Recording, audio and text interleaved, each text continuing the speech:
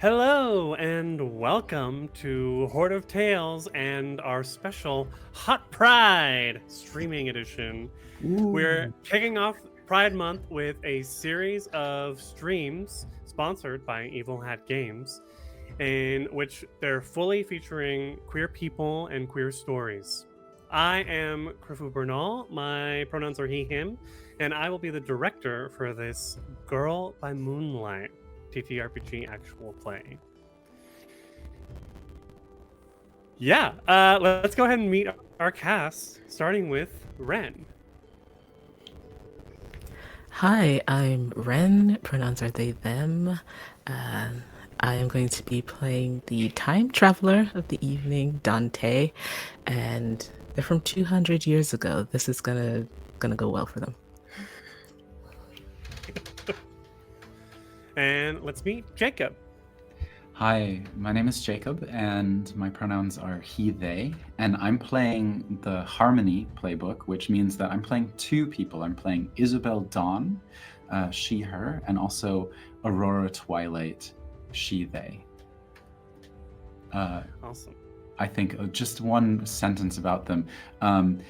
Isabel is a young knight from a noble family, and Aurora is the ghost of a traitorous knight from many hundreds of years ago who is occupying the same body. Wonderful.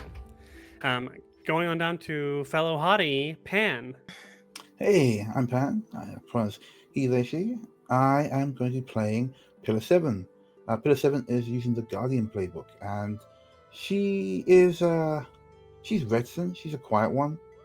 If you're as much of a weeb as I am, you'll know that a Kuder type character. So look for that. And finishing off with our resident Horde of Tales VIP, Michelle. Am I a VIP? VIP. Does that make me a hottie? Yes, you could be a hottie as well. We're all hotties today. Yeah. VIP Okay, writing that down. Hello everyone, I'm Michelle Kelly, my pronouns are she, her. I am playing Tamara Aito, whose pronouns are also she, her, and who is very keen to help the knights as much as she can, which is challenging because she is a great deal less powerful. She is the unlikely hero playbook, and you'll be learning about what that means very soon, I'm sure. Right, you're probably wondering, we're talking about knights. I thought we were supposed to be magical girls. Well, we are, but we're also playing in the Beneath a Rotting Sky series, if you know Girl by Moonlight.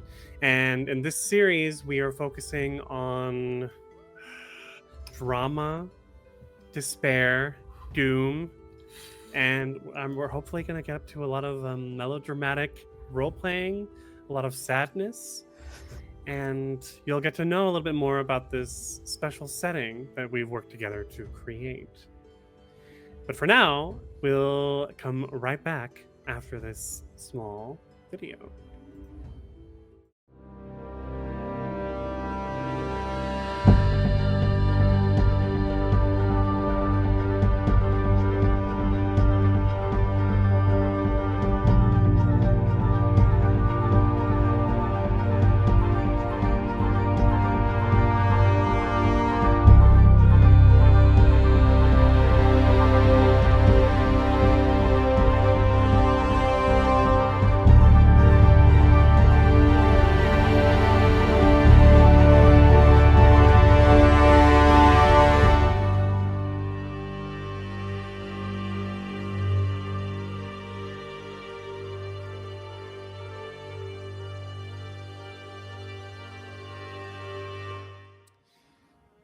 Above in the sky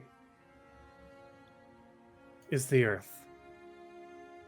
A huge blue orb looming up ahead.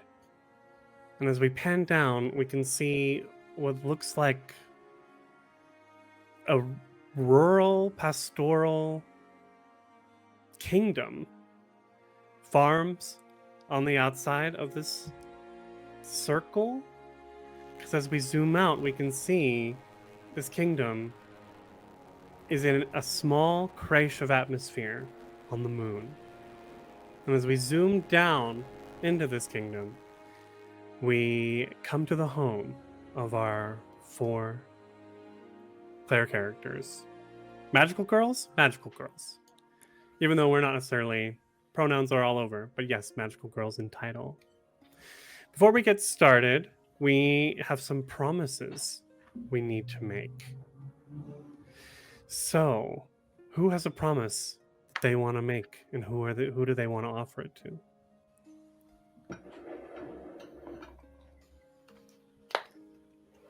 Anyone? I think Pillar, in her standard of her job, is to make sure that others are doing the good work.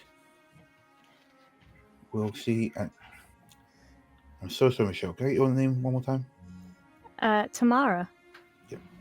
Would see Tamara, but also would see that they are the quote-unquote weakest, perhaps, of our group. And so, as much as it would be a case of their own oaths, I think they would make a promise, either vocally or not, to watch over tomorrow.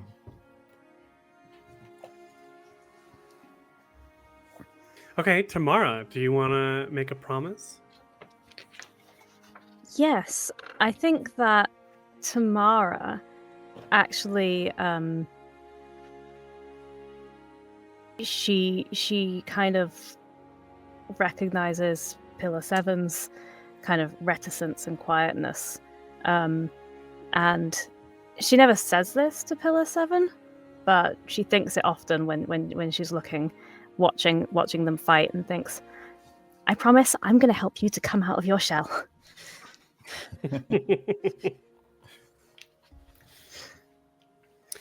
Okay. Who else wants to make a promise? I have a promise to make as one of the scions of a ruling family, or a leading noble family here. I see Dante here, having, I guess, newly arrived, being dislocated and out of time. And I make a promise to Dante from both of my aspects, both Isabel and Aurora, promise to Dante that we will do whatever it takes to help you find a home with us. Dante, do you have any promises you'd like to make? Yes. But before I make it, I have a question to ask to Aurora. Yes. Will you be my fated person? Of course. So then, to my fated person, I will save you from your fate if it costs me my life. Ooh. I don't know if it's mine to accept it, but I wouldn't want to accept a promise like that, but it's yours to give, not mine to take. Okay. Everyone's made one promise so far, but we do have another round of promises to go around. So who's next? I'll take my second round of promises. I give 2 conflicting promises to Tamara. One of them is from Isabel, who sees you as a friend, as possibly a peer in training, and someone who is aspiring for the chance to prove yourself and to defend our people. And so I promise to you, Tamara, that I will help you find a way to transcend and meet your full potential as an equal defender of humanity.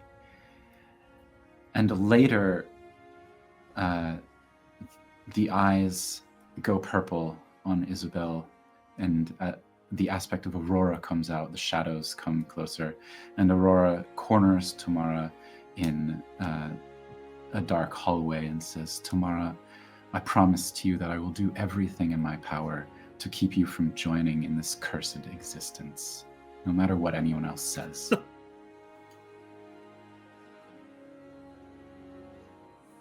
And then she walks away.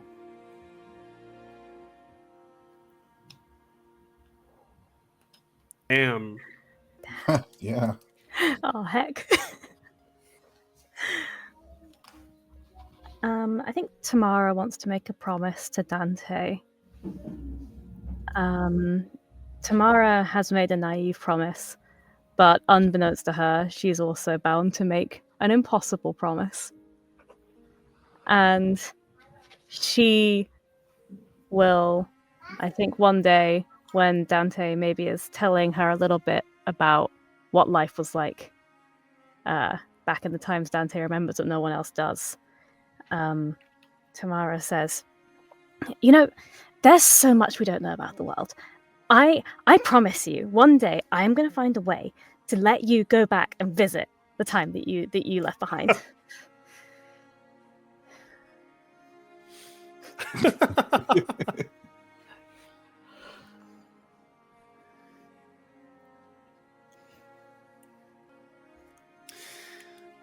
Dante, do you also have a second promise? Sorry, I need to recover.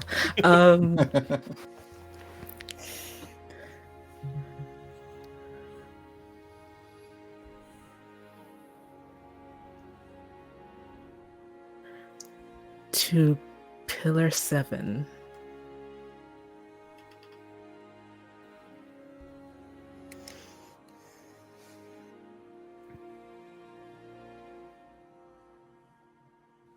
You understand what is necessary. When the time comes, and you will know when that time is, I need you to stop me from saving Aurora. Copy that.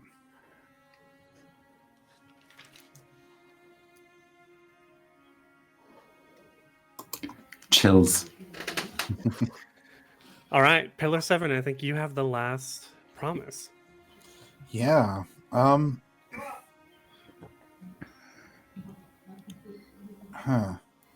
I think Pillar will make a promise finally to Dante, understanding that Dante, the sense of duty, the strong sense of duty, something that Pillar obviously respects. And I think that, and again, they wouldn't vocalize it as such, but they would want to make Dante proud as this great progenitor of knights. Because for Pillar, it's important to think about what they do as noble rather than disposable. So here's someone who gave up everything to come to future for something true, and it's very much like, I'm not going to let you down. Which Pillar probably given a curt nod. Okay. Dear viewers, you may be wondering, what are all these promises they're making?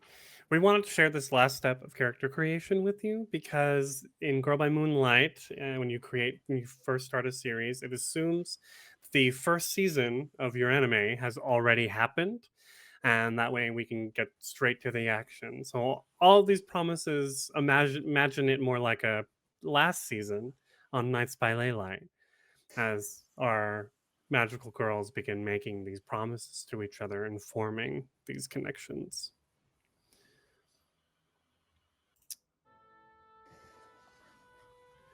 We come to our little magical Kresh kingdom on the surface of the moon. In fact, if we zoom out enough, we can see various Kresh kingdoms scattered across the moon. Ours happens to be in sunlight, but I imagine that there are also Kresh kingdoms on the dark side of the moon. But our knights may not know anything of those kingdoms just yet.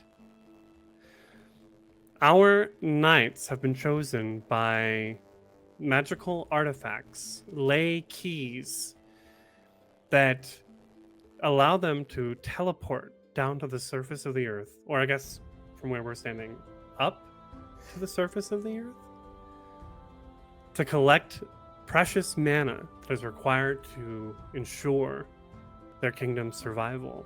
For without magic, the creation cannot continue to produce its atmosphere, and it will not survive.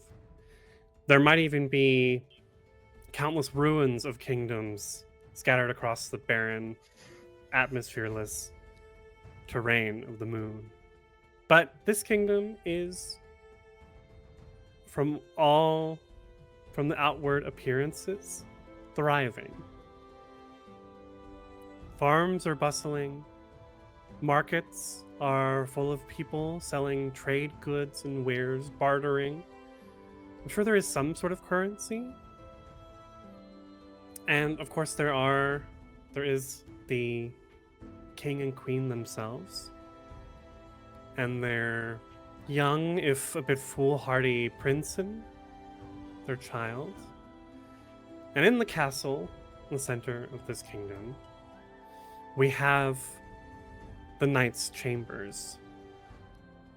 Sort of like a council chambers where the Ley-Knights can gather, meet with their team, get missions, figure out where to go next to collect that precious mana.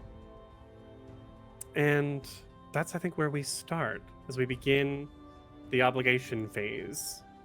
So you'll be learning with us viewers how a typical session of Girl by Moonlight runs, because this is I don't think Jacob, I think you're the only one who's maybe played Girl by Moonlight once. Has anyone else? Ren, you've played Girl by Moonlight, or? Okay, yeah. So we're. I just read it. Okay, good. So we're all coming into this a little fresh. The first phase of every session begins with obligation. In the obligation phase, we will montage as we see our magical girls' day-to-day activities and see the mundane responsibilities they have to deal with as official Ley-Knights of the kingdom. They are honored people. This isn't your typical magical girl show where they're vigilantes running at night with alter egos. No, everyone knows exactly who they are, but that makes the pressure of their day-to-day lives that much more intense. So I'm gonna roll four-sided. 1, 2, 3, 4, and we'll see who gets to go first here. Michelle, yes, our blades expert, probably works best here. Oh no! Why did I tell you that? So, Tamara, in obligation phase, we're gonna roll our obligation, and you're gonna roll the attribute that is your lowest. Can you tell me what that is? The attributes would be the sun, moon, and stars. Is that correct? Yes. My lowest is sun. I have 0 in sun. Okay. That means your obligation involves scary people or circumstances, Ooh. or is physically taxing. Okay.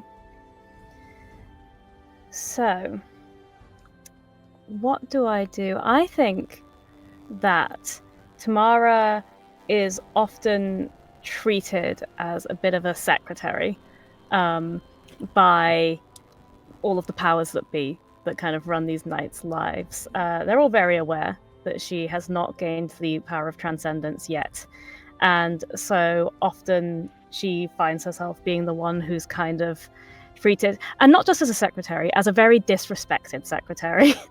not as a secretary whose job is taken as seriously and as respectfully as an actual secretary should be.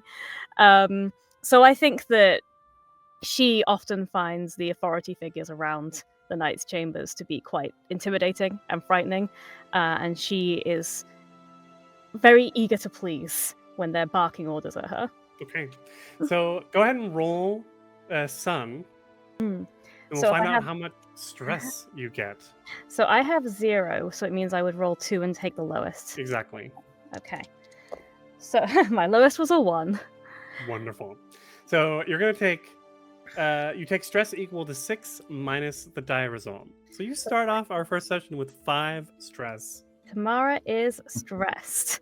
She has been running around here, there, and everywhere with people barking instructions. And just when she's on her way to do one thing, someone's like, "Tamara," and she's, "Yeah, it's okay."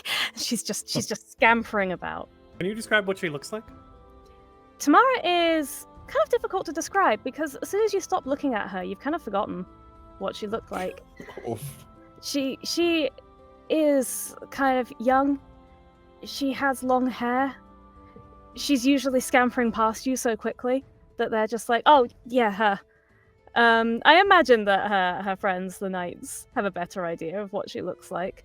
That she's in her mid-20s, that she's kind of straight-sized, not especially thin, not especially fat, certainly less muscular and fit than the others who have been training their whole lives.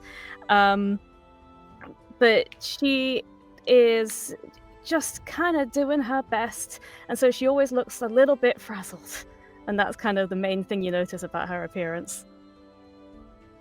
I think we have a scene where you're called into the offices of Lord Venkin. Can you just tell me what Lord Venkin looks like? Lord Venkin has brown skin and black hair that waves across his face, and a sort of small pointed beard that has a salt and pepper kind of black and white. He's very, very well put together, always immaculately dressed and immaculately groomed. He takes his appearance very seriously, and he wants to have that balance of intimidating but also extremely respectable and well-bred. So we see him, and he's probably the main source of Tamara's stress today. We don't hear his voice. I think there's music going on as we see her sort of running around. She's taking notes. He's dictating probably like letters or something to her. And at the end of this sort of montage of various tasks that he's like snapping towards her, he gives this like frowning shake of his head, like, "Oh, Tamara, and like taps his face, like, "What are we going to do with you?" Was there something else, Lord Venkin? That'll be all for today. All right, well, you know where to find me. It's over there. Okay. Indeed.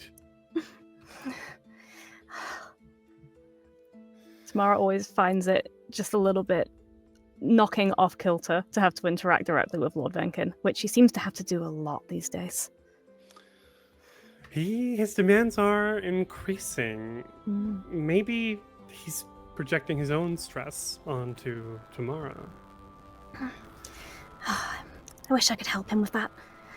I should get through all of this first, though. Okay, so I'm gonna roll the four-sided again and see who we go to next. And that'll be Pillar 7. So Pillar 7, what is your lowest attribute? Stars. Stars. Okay. For stars, your obligation puts you under social pressure or sets off your anxiety. That sounds about right. So you can go ahead and roll stars. Well, how many points do you have? How many ranks? Points? Dots? Marks? I don't know what we call it. I've got to roll one here. 4? You have 4 in stars? No, I rolled. Oh, you rolled a 4. Oh, 4. Yeah. Okay, 4 is good.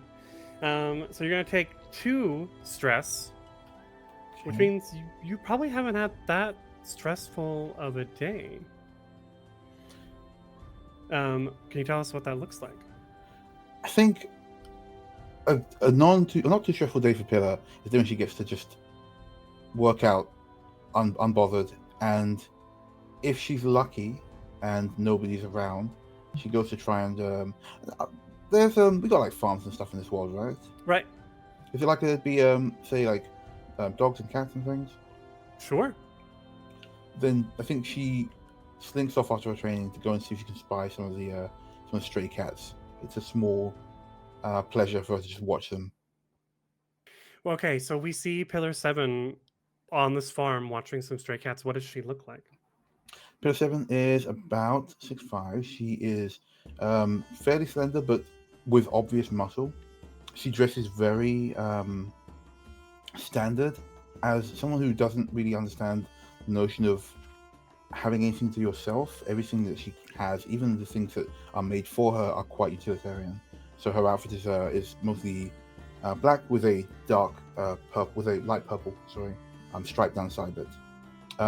She has dark skin, quite sharp features, but eyes that seem quite soft features, but eyes that seem a lot harder than they should be.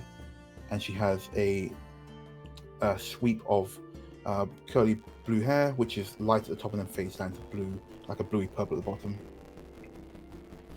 As you're watching these cats, I think we like off in the distance in the fields, we can see the farmers and laborers working quite hard underneath the sun.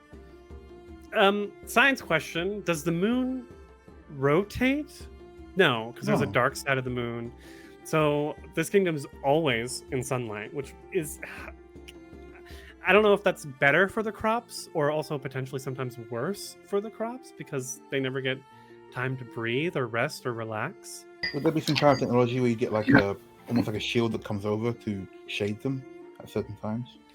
Yes. So there are probably some sort of magitech that's set up to like create umbrellas that pop up over the crops. Or maybe the creche. No, you know what? The creche itself, this atmosphere like dims at certain cool. points, and like puts this filter on to create a night sort of atmosphere. That makes a lot more sense. As you're sitting there, one of the like three children run by, maybe covered in dirt, like from maybe some like skin knees. They look like they're having fun, and one of them, a tough-looking young girl in overalls with freckles, says, "Oh, hey, Pillar 7, you're back again to watch the cats, huh?" I am not here to watch the cats. I thought I could train here. You want to train? Like, lift? You could help lift some stuff, I guess. Would it be near the cats? If you, we've been sent out here to the barn to go move some things. If you want to help, but I figure a fancy knight like you don't need to like do that kind of work. This is training. Training near cats is fine. I will help. It is good to see you again, child. Yeah. Okay. And they look at each other like, what a weirdo. But yeah, you begin helping them moving some probably like hay bales or crates, feeding the cows and chickens as and whatnot. Till eventually. Pillar is only doing jokes that are near cats or within eye shot of cats. Sure. But you can tell as you're working with them that these children, while they are fed and they have a roof, they are accustomed already at their young age to hard work and know that without the work, they'll go hungry. Without the work, they might be cast out. She understands that. She effectively built the purpose. You work or you're worthless. So it's a familiar feeling, not necessarily a pleasant familiarity, but one that she understands. So she doesn't try to mollycoddle the kids or try anything. She understands that you're working hard to earn your keep. We fade away from there as we move to Dante. Dante, what is your lowest attribute? Sun. Sun. Okay, so like Tamara, your obligation involves scary people or circumstances, or is physically taxing. So go ahead and roll it, and we'll see how much stress you get. 2. 2. Okay, so you will start 6 minus 2 is 4 stress. So maybe not as stressful as tomorrow's day, but close. Definitely more stressful than Pillar's day has been, hanging out with the cats and children. I was training. It was hard work. Dante, what does your obligation today look like?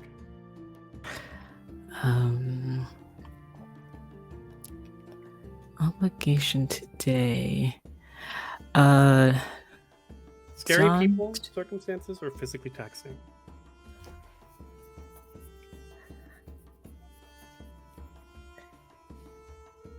If it's scary, if it's scary people, he probably has had to be in proximity to Rasmus for an extended period of time, possibly giving a report.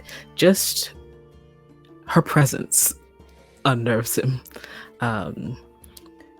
And if he had to be in any kind of vicinity, relaying a report, giving information, or having her come to inform him of something, it would just be a lot for him. She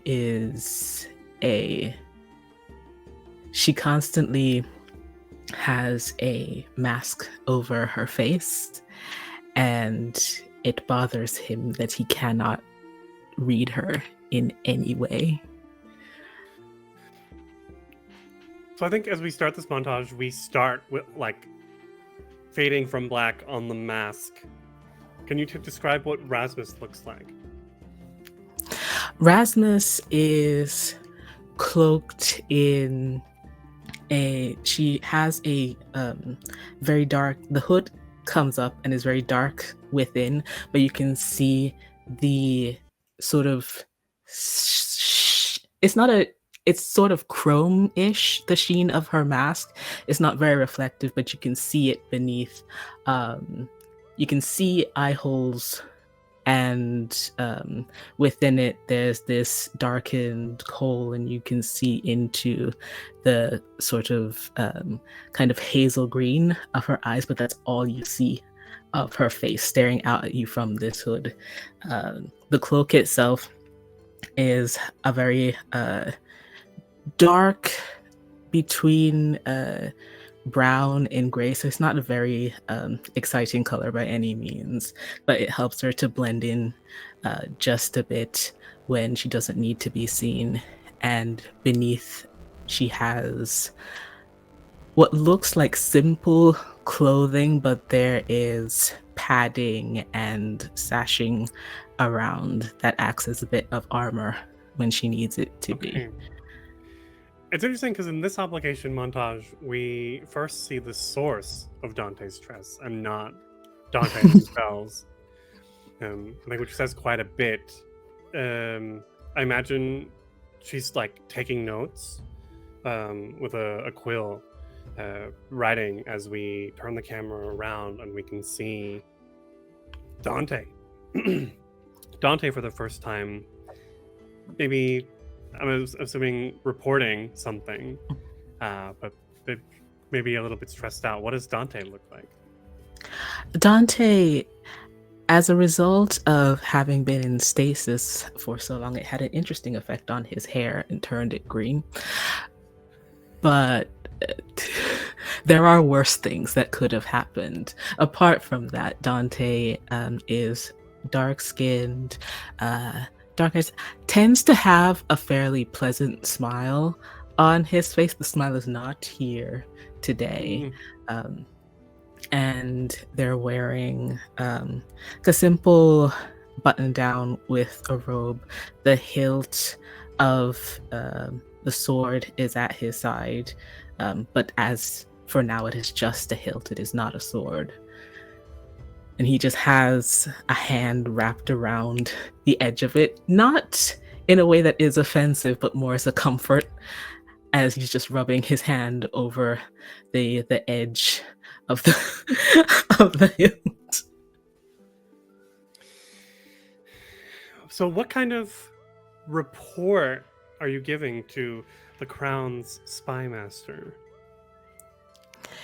It is very much probably having to do with what Tamara has been running around and gathering, but it is details of the events of the previous mission, what challenges they face if they ran into knights of any other Kresh, descriptions of those knights. So a general breakdown of everything that they experienced during that time, which he wishes someone else could deliver, but he was asked to do it. And as in his position, he doesn't really say no to these things. Mhm. So, And it seems that more and more lately, Rasmus has been asking for Dante specifically.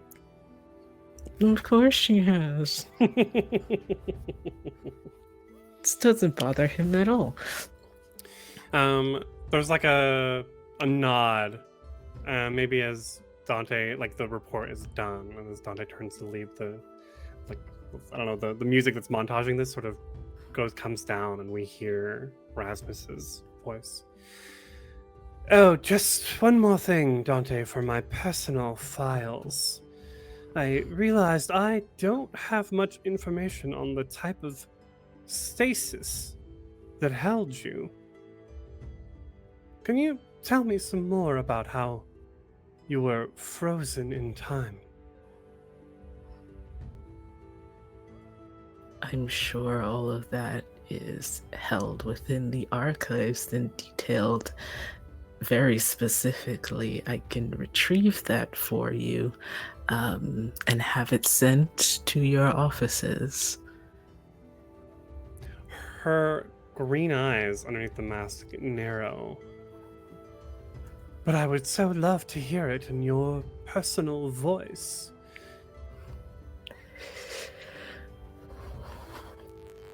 Well, all right. At the time, the technology was a bit experimental, but it utilized some of the energy from the Anachronous blade itself. Camera zooms down to the hilt at your side and comes back. There was no way to tell for certain what period I needed to be released in, but it was hoped that the blade would activate at the right time, and it did, and I am here. Is that sufficient? Her eyes... It's hard, underneath the mask, it's hard to tell where they're looking. That's the point of the mask and the cloak and all of that. But you can feel it lingering far too long on the hilt at your side. That is all. She dismisses you. Thank you for your time, Rasmus. The door closes behind Dante.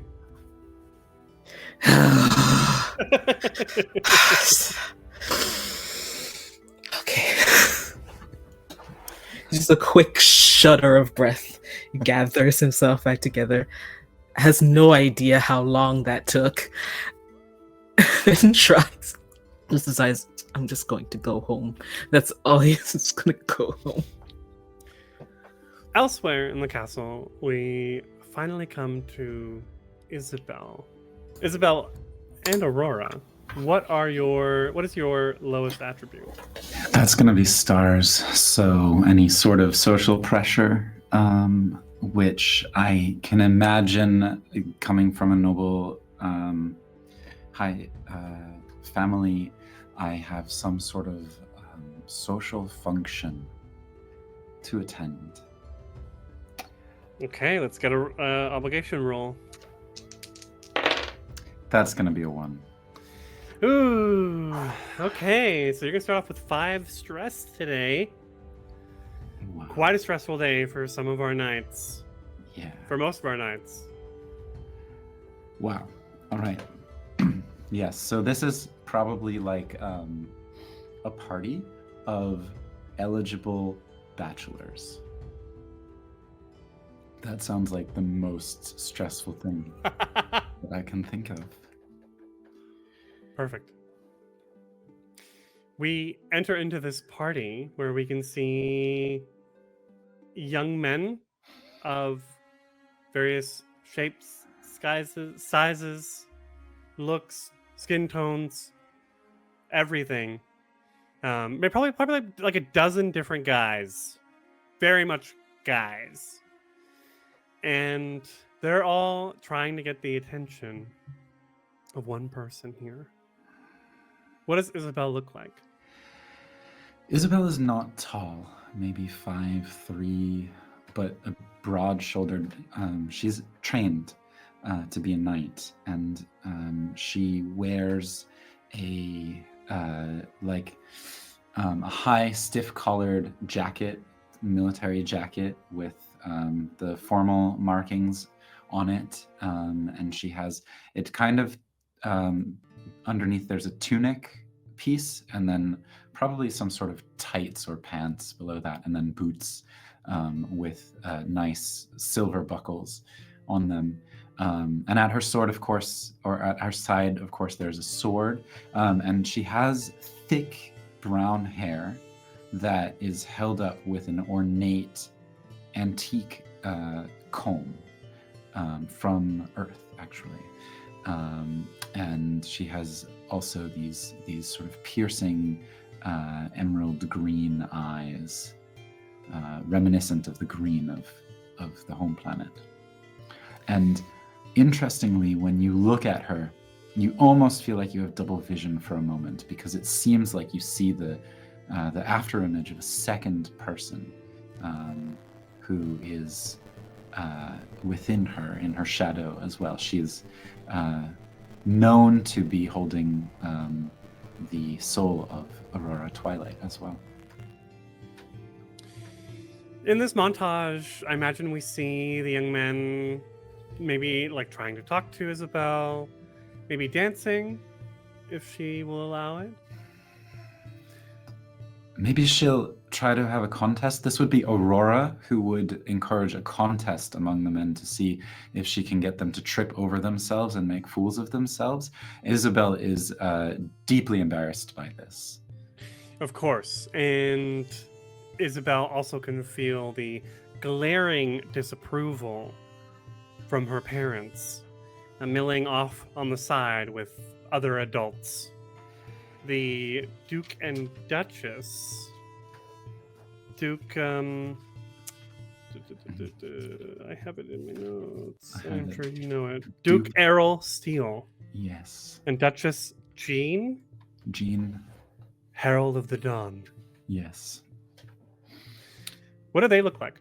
They are, the Duke is also short and broad, like his daughter, and he has graying hair, short hair, kind of one of these full goatees going on, or what's it? It goes all the way around. It's not just here, but it goes all the way around, sort of like the Doctor Strange beard in a way. And also similar to Doctor Strange in this way, he has a cape with a high collar and a walking stick with ebony and silver on it, and an emblem of the house on the top of it. And the Duchess is lithe, not delicate really, but taller, more sort of skin is papery, see-through in a way, and she just has this. The Duke is jovial and warm, and the Duchess is sharp and pointed.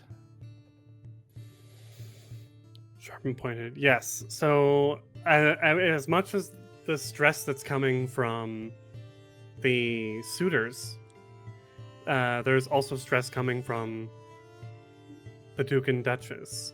You overhear conversations with the other parents, something along the lines of, Oh, we would simply love to have one of our my boy be exposed to a potential artifact, if that's possible. And the Duke and Duchess nod as the leaders of the, what are we calling it, Ley Artifact Program. Did I write it here for us? We- Yeah. No, I didn't write the name of the program. We're calling it the Ley Artifact Program. Yes. They nod, and the Duke Errol Steele's. Yes, of course. We shall simply make an appointment with one of my secretaries, and we'll see about exposing your boys to the Ley energy. Maybe some of the other young men here, like exposing. But this is how the nobility in our kingdom is structured. They are made of families who get the most chances to connect to Ley artifacts and become knights. And so these families have had ancestors who have borne maybe some of the artifacts that you each carry, or maybe some other artifacts that are still in storage or have been lost on the surface of the earth somewhere, falling to the demons. Well, I think at some point Isabel will. Isabel tries to behave, but Aurora doesn't. And at some point, Aurora will see an opening and will encourage that they just slip off to the facilities or a balcony somewhere where they can get a breath of fresh air and just get out of the room. And they do that. Okay, so that was our obligation phase. We've got some good stress. We're coming to our second phase of the evening, downtime. Interesting. I feel like that's usually something that comes at the end of a session or like in between sessions. So during this phase, our protagonists pursue their personal goals and set themselves up for future success. We can do a few different things. So because we're playing beneath a rotting sky, we cannot make connections with one another. We have to have disagreements. We can also help friends recover. So I think that's more if you're injured and need to heal, you can help a friend recover there. You can work on a long-term project, or you can investigate our adversaries. In this case, we're referring to it as the Blight.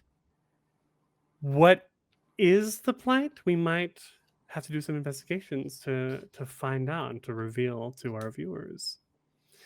But everyone gets to do 2 downtime actions. And if anyone had critted, which we did not have any crits on the obligation phase, you do get an extra downtime action. Does anyone have an idea as to how they want to spend some of their downtime and prepare for this mission? A part of this will also determine like what kind of mission we go on and what that looks like. I definitely think people would take their time researching. Be prepared, be forewarned. And I feel like she goofed off too much earlier. So we might want to roll and investigate. Okay. When you investigate, describe how you are seeking information about your adversaries and roll an appropriate action. Results advance the investigation track in the series playlist. So what exactly are you preparing for? How does your investigation look, Biller? And it also helps. It does make it a point. Sorry. That this downtime, while you can choose any combination of the actions available to you, it is often beneficial to coordinate these choices among. Yeah, I was going to say, is anybody else want to research stuff? Well, I was thinking of it as well. It's interesting because this is our first session. We don't necessarily have harm to heal, so there's fewer options. So we're probably going to have quite a bit of overlap on this first one. So I think I will as well. Worth remembering as well, we have our sort of team ability, which I believe adds 1d to investigation rolls. So we're good at investigating over here. Okay. Yes, I think investigation would most likely refer to figuring out where to go next to collect mana. What that looks like. Are we scrying, or do we actually have some sort of computers that are scanning? I don't know. feel like it's a mix of both. It's you got like the big hologram like war table kind of thing showing like what's where and so on, but it's actually done via a magical means, so it's basically like text scrying. I think also something comes to mind, which is that this is the very beginning of season 2, and so there's also whatever happened last season that we have to sort of come to the to terms with, and so we can also have, if there's a long-term project that comes out of that, or a further like seed for the investigation. That's true. Yeah, I think Pillowy would be assisting in this, as we're both looking at this thing. Mainly, she wants to know about how best to, weaknesses, that kind of stuff. Weaknesses of demons. Just general information, like where we're going, what to expect. I think maybe if you're cool to be doing this together, Pillar and Tamara, I think maybe Lord Venken, in his pile of instructions, one of the things he mentioned was the location of, in the chamber libraries, some old, like, what's the word, antique maps, like actual physical maps of the world from back we were on there. And he mentioned a particular one which showed this continent, this region we're supposed to be going to. So I'm kind of picturing this high-tech Magitech hologram that Pillar's looking at, and then Tamara's just got this big roll of paper next to it, and they're kind of trying to cross-reference and figure out where on here corresponds to the sort of... That's cool, because like the bits that would be blanked out because the the scry didn't work there, but here's a map that fills in the blanks. Yeah, so I think we're trying to sort of combine these two sources of information to figure out as much info as we can about kind of the geographical details of where we're going. Right. How tall is Tamara anyway? Yeah, she's kind of she's like medium. This girl's someone trying to describe Tamara's like, yeah, she's like a person. She's like medium build and height, and she has hair like it's kind of medium length. I'm sure that Pillar 7 towers over most people. I'm sure he towers over Tamara. Yeah, she does. Yeah. Okay, yeah, so I think she does tower over Tamara, just like to look at this stuff. Not in an intimidating way. She just kind of forgets that she is this big. Oh, if it's difficult for you to bend over this map, I can try and find a taller table. I don't want you to hurt your back. My back is in excellent condition. Oh, I didn't mean to insult. Yeah, you look great. I mean, in normal, not in like a rude way. I think you're very strong. Thank you. Are you welcome? What is this on the map here? These mountains don't show up on the scry table. Oh yes, no, I did some research about this. So the sort of wiggly lines, the closer they are together, the steeper the slope is. It's like this old-fashioned way before they had 3-dimensional maps. So I think yeah, it looks like it's flat on our hologram, but steep here. I don't know if it's changed or if maybe the scrying was inaccurate there. We should definitely note that. Definitely. I feel like this definitely sounds like an analyze action. Okay. Who would like to roll the first investigate? I'll let Tamara do it for sure. I'll go for it. Okay. Analyze one of the things I can do. So I have 1 and I get a +1 from our ability. Yes. Is that correct? Okay. Rolling 2. Oh, I got a 3 and a 3, so 3. Could have been better. 3. Okay, this is a very controlled action. No, sorry, we're simply downtime. Investigate. Okay, 3.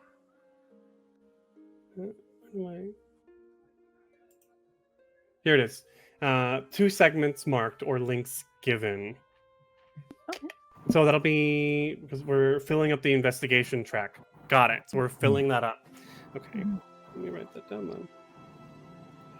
then. You're And investigating. Oh, sorry. Go I'm so ahead. sorry. Do I take an XP for investigating as well because of You our? do. Amazing.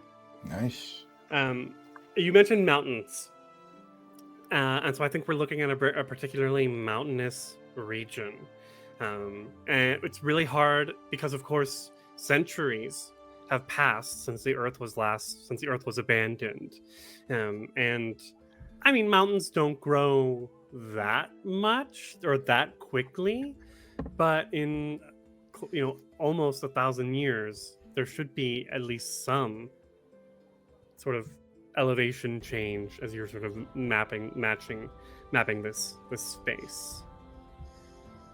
Pillar, what are you looking at?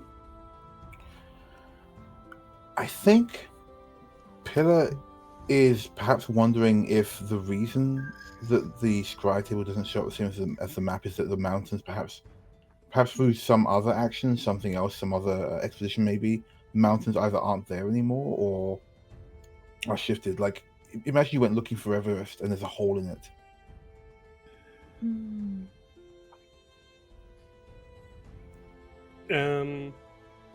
Okay. I think What she's considering like where best to set up like a section of these things, not to get like caught in a valley, that kind of stuff. Her whole thing is like making sure that the protection is on point. Got it. Go ahead and make an analyze roll as well.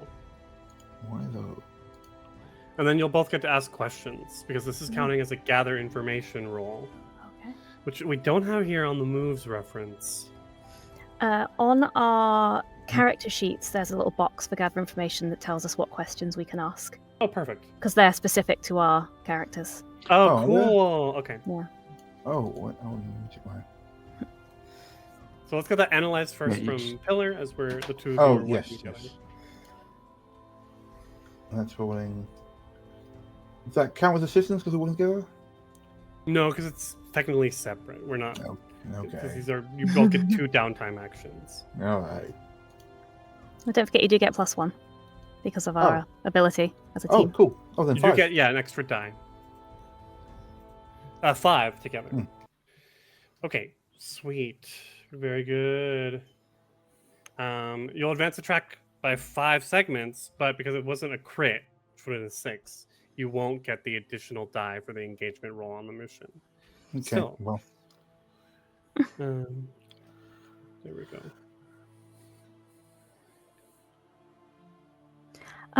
Yeah, 5 altogether. Is that right? Yeah. Yeah. Okay, nice. So gather information. How many questions do you get to roll to ask? Good question. So it says you would usually roll a fortune roll. Oh, so it depends on your result. So because I rolled a 3, I would get 1 question, and Pillar would get a question and a follow-up question. Perfect. Oh. Okay. So Tamara, what is your question? I think mine. Tamara is often very emotional and kind of personality-driven questions, which are less relevant perhaps to a mountain. But I think that she is going to ask, what is most dangerous here? That's what she's trying to figure out right now. I was talking that one. As you're looking over the map, you mentioned the squiggly lines, but you also see like exclamation marks and some sort of looks like several like pebbles almost falling. As you're looking at it, you can almost see it rippling.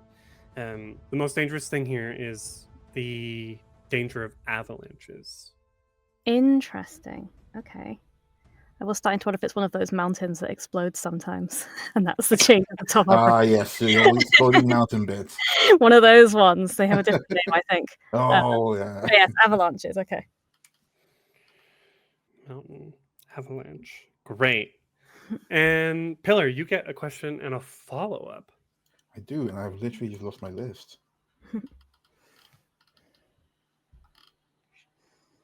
Sorry, give me a second. I've just got too much to open.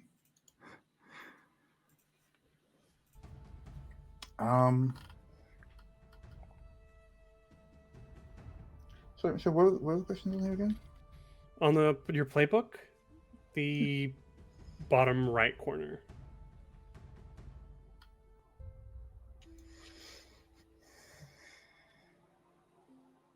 I'm sorry, I've closed this. Ah, here we go. Sorry.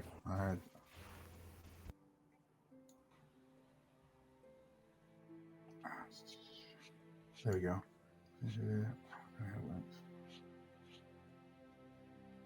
I'm gonna say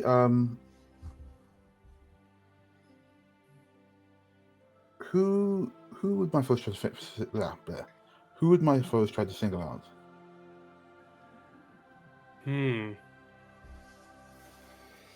Like in this mountainous area with danger of avalanches, who would be the most at risk? Oh, that's a hard question. I'm not even sure what your abilities are. It might be too obvious to say Tamara because she is the only one who hasn't transcended yet, and who is also not as martially or maybe not even as athletic as the rest of you. So hiking, climbing, needing to run if an avalanche comes. It could be Tamara. Okay, that makes sense. Then I guess as a follow-up, it would be something like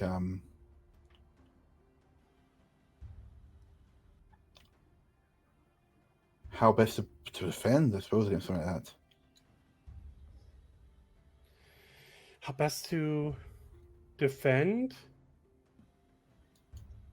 Or how can I help? How can I help? How can I help? Yeah. Yeah, I mean, sticking next to her, making sure she doesn't get cornered because there are a lot of random paths here that could lead to a dead end, especially if you encounter a pack of demons. She does like to wander off. Where is that? Gotta be careful of that. Okay. So we've advanced the investigation track quite a bit. I wonder if I'm doing this right. Okay, because that should take us... We're really smart. We're very smart. Yeah. Am I? Okay. Because that would take us into tier 2 already. Ooh. Which I guess makes... Yeah, the more you investigate, the harder it gets. Okay. All right, we're already at a tier 2 mission. Maybe We don't do stop too more investigation. Don't look anymore. This forbidden knowledge. Although we keep going. Who knows? Maybe this first mission will be a doozy. Maybe on the first mission. I don't know. But I like where it's going so far. We've got some more downtime. Jacob and Isabel and Dante. Do you have any idea for downtime actions you want to take? I have something. I do have to say, I think there's a bath time going on in a couple rooms over, and so if there's background noise, just let me know, and I'll see what I can do. But I do have a downtime, and I want to do something a little different. I want to work on a long-term project, and my project is I find Isabel and Aurora find themselves down in the armory with Mazzy, who is one of Isabel's friends from school, who I think also knows Tamara. And they're looking at an old, ornate suit of armor. And what Isabel is telling Mazzy... what does Mazzy look like for the camera, please? Mazzy is... kind of hip in a way, if you can be hip in this kingdom, right? So she's sort of like from the merchant class. She comes into this. She was at this boarding school with Isabel, but she's not bound by the restrictions of the noble houses, and so she gets to go out and like live her life a bit. And so she's got something that's in fashion but not rich on her haircut. She's got like bangs and like nice hair, just soft blue eyes, and brown hair, not super remarkable, but she does keep like a ribbon braided in it during her working hours. And of course she wears like an analyst's uniform and clothes, and has gloves on to handle artifacts and such. And she's a bit taller than Isabel. Many people are. She's more sort of like 5'7" or so. And they're looking at this piece of armor, and Aurora actually comes out and says, yes, I thought my old armor might be the right thing for Tamara. We could try to see if we can fix it up. I would like to give her something that maybe would make her a little bit more less prone to some sort of fatal injury when we are out in the field. And so my long-term project is trying to make special armor for Tamara. And I would like to try to lean into my forgive action, because it's the suit of armor that Aurora was wearing when she betrayed humanity on Earth. Which was over half a century ago. So this armor would be pretty out of shape. Yeah. It's out of shape. It's damaged from battle. It requires some amount of forgive is show that you care for someone despite a mistake they've made. And in a way, we're returning to this armor, which has kind of a negative connotation for our people. Okay. We see Mazzy there. Well, I mean, the thought is nice, Aurora. Can we see Aurora? Is she out? When she comes out, Isabel's posture changes. Her eyes change from green to purple, like a gem purple. Okay. Like bright, almost with a glow. And the shadow around her, Isabel's almost like an after image, or rather Aurora is almost like an after image. And when she steps forward, it's almost as if that after image kind of comes into focus. She becomes like superimposed. Right. It's like almost like when you're meeting twins and you know them and you know which one is which, but you don't know why. You know this is Aurora. The thought is really nice, Mazzy. Mazzy says to Aurora. I mean, even heartfelt, which was a surprise. But this stuff is old, and she like sort of scratches some rust off the armor. Is there anything you can do though? We've come so far since I was locked away. Isabel told me that she really wanted to try to do something here, and I think it's the right thing to do. If we're bringing a soldier down into these conditions like this and we leave them exposed, it's bad for us. And I mean, we haven't investigated this type of power that was in the armor since I last wore it for a variety of reasons. I don't know why exactly, but maybe there's something we can do. Hammer it back and out some of the dents out, shine it up. Maybe we can imbue it with some power if we find a power source down on... Mazzy's taken out a magnifying glass made from crystal, and as she looks up through it, we can see almost like green matrix style code coming across it as it Cool. begins to peer into the sort of atomic structure of the armor. Yeah, I mean, there's definitely some lay circuitry set up in here, and it would definitely require some extra power, but it could be possible. My question to you, a standard long-term project is 6 segments, but because of the nature of this, I would like to make it a little bit longer. I agree that it could be 8 segments for sure, 8 because segments. this is really like adding rules or abilities that don't exist for the Right. character.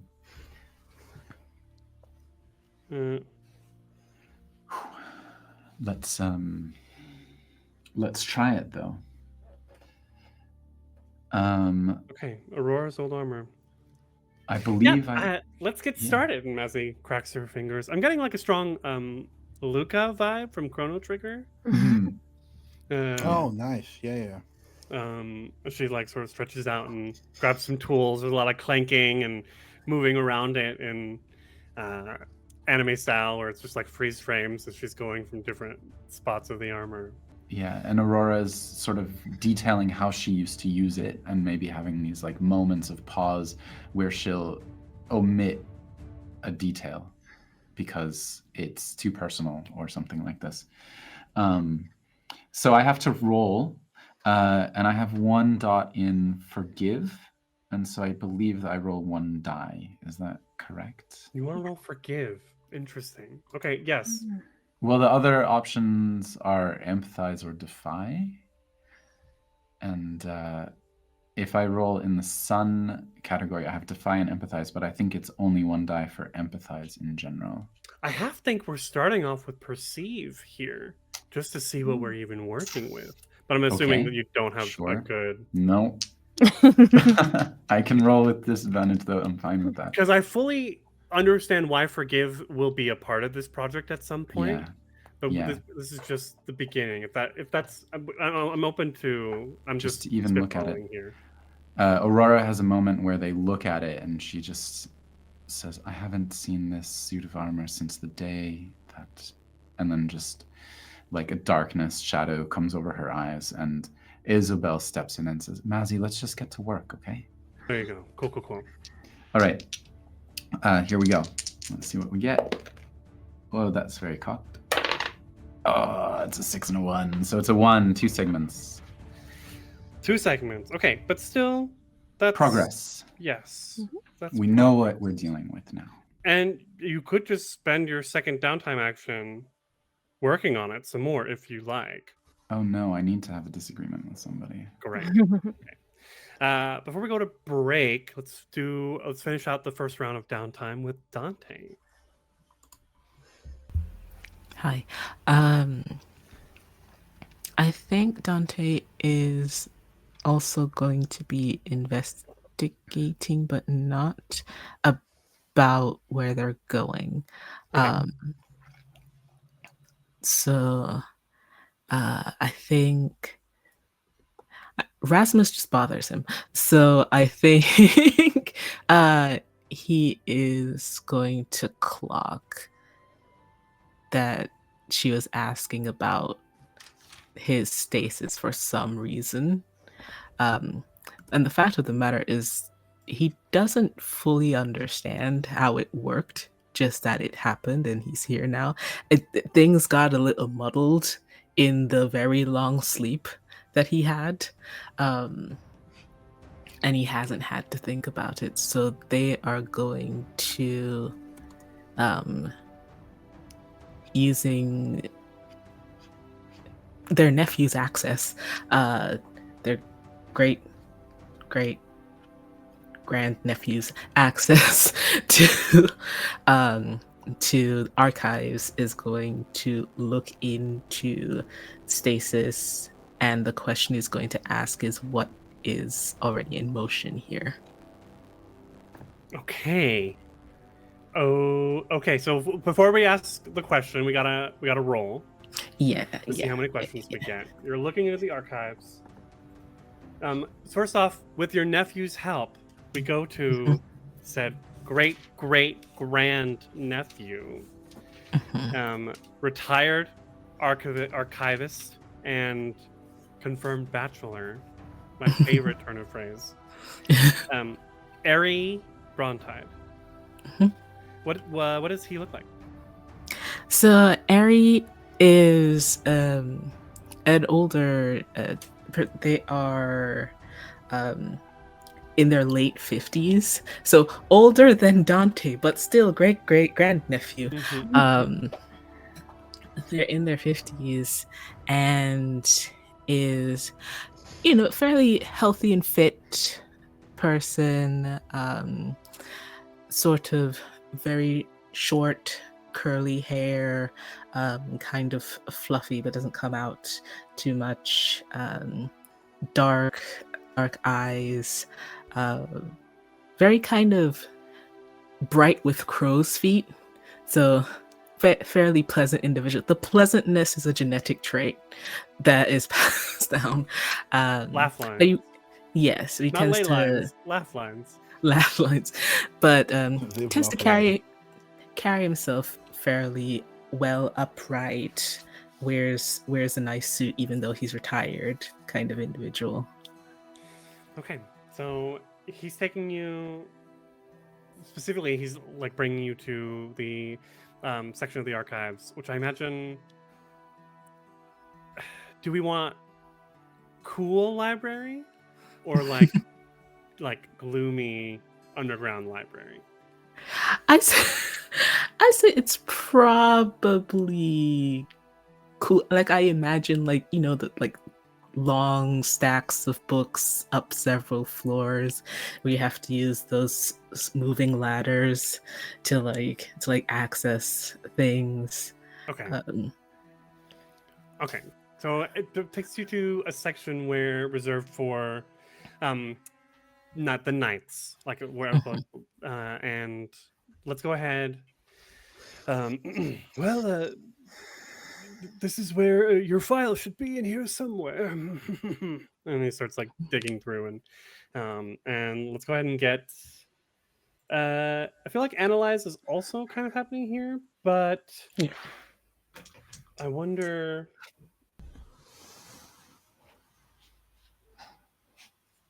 You're not trying to conceal anything. But how do you feel? Analyze, perceive, empathize, where you understand a person intuitively.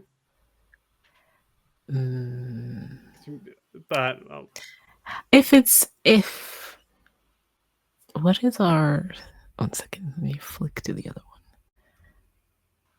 and you will get an extra die thanks to our series ability. So one of my abilities, I perceive myriad timelines leading from the past to the future, and when I gather info, I gain +1 effect level that comes after the roll, right? Yes. Okay. Okay, and investigate does count as a gather info roll. Okay. Very cool. So let's proceed. All right. So that will be 1 die. All right. +1 because of our series ability. 2 dice. Yes, but I have nothing in perceive. Oh, sorry. I get 1 die. That's a 6. Oh, okay. So not only do we advance the investigation track by 6, no, by 5.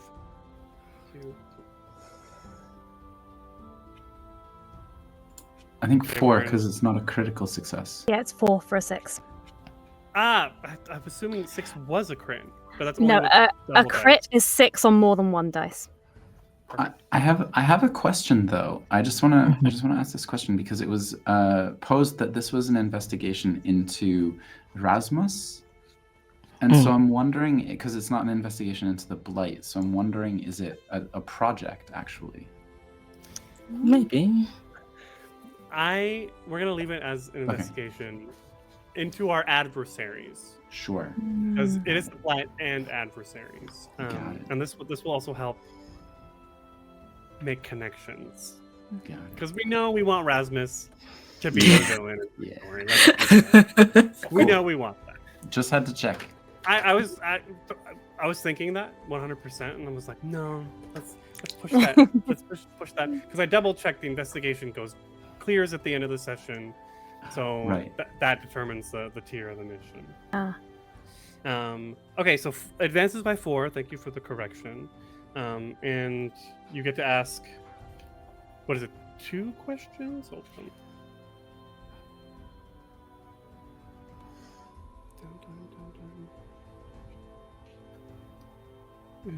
There it is.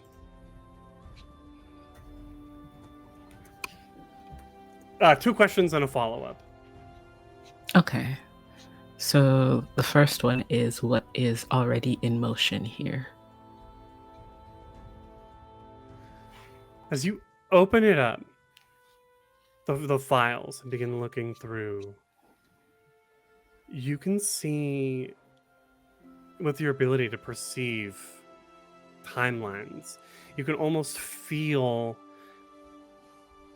the fluttering of, you can hear the fluttering of pages, and like almost like a soft breeze as you sort of realize and perceive that many hands have touched these files and gone through them. And then you can sense that one set of hands in particular has returned multiple times to read your file.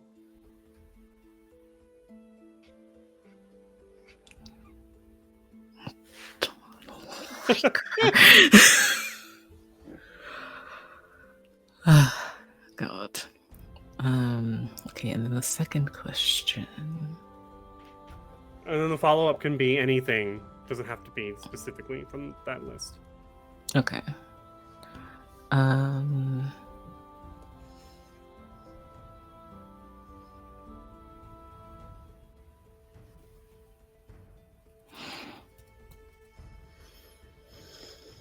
What might happen if I just took it? The files. Yeah. Their absence would be noticed immediately, and questions would then be asked, and its own investigation would happen. I think maybe your nephew is sort of looking at you like, and like he sort of sucks his teeth and is like, All right, Harry, all right. He could only cover your tracks for so long. Yeah.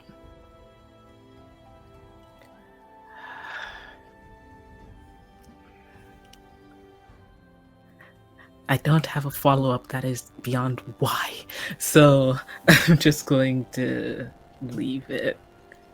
The why? Mhm. Of course, you are of particular interest, being a time traveler, being someone who came out of stasis. But I think going through the notes, I think for the first time, you come down. Maybe you haven't ever spent enough. Is this the first time you're going through your file? Yeah. As you get to the bottom, you find a small notebook, maybe like a moleskin type thing, like a very small. It's quite old and tattered. And you realize as you read through that, it is a record of the watch over your frozen form across the last 200 years. The why is because this kingdom has been following and waiting for you to return for 2 centuries.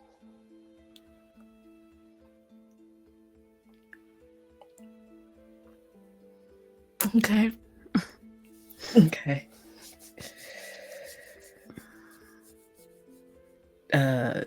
Dante is going to look at this, close the file, put it back so area is no longer disturbed,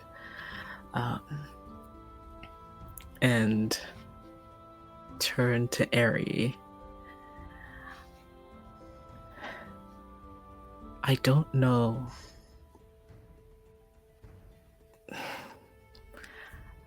I don't know why it's me specifically, but I have a purpose here. Eri, you know that. The after gets muddy. He smiles, puts a hand on your shoulder. The after is muddy for everyone, not just those of us who have traveled as you have. Traveled so far while standing still. But regardless, that is the point of life, to figure it out. And you're in good company, for none of us know what we're doing either. That is a comfort.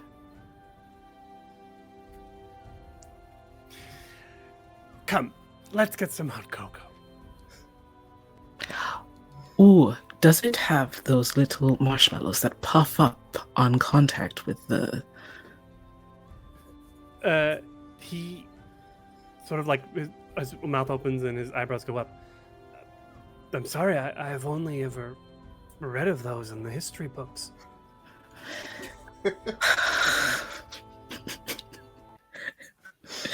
Just suffer it.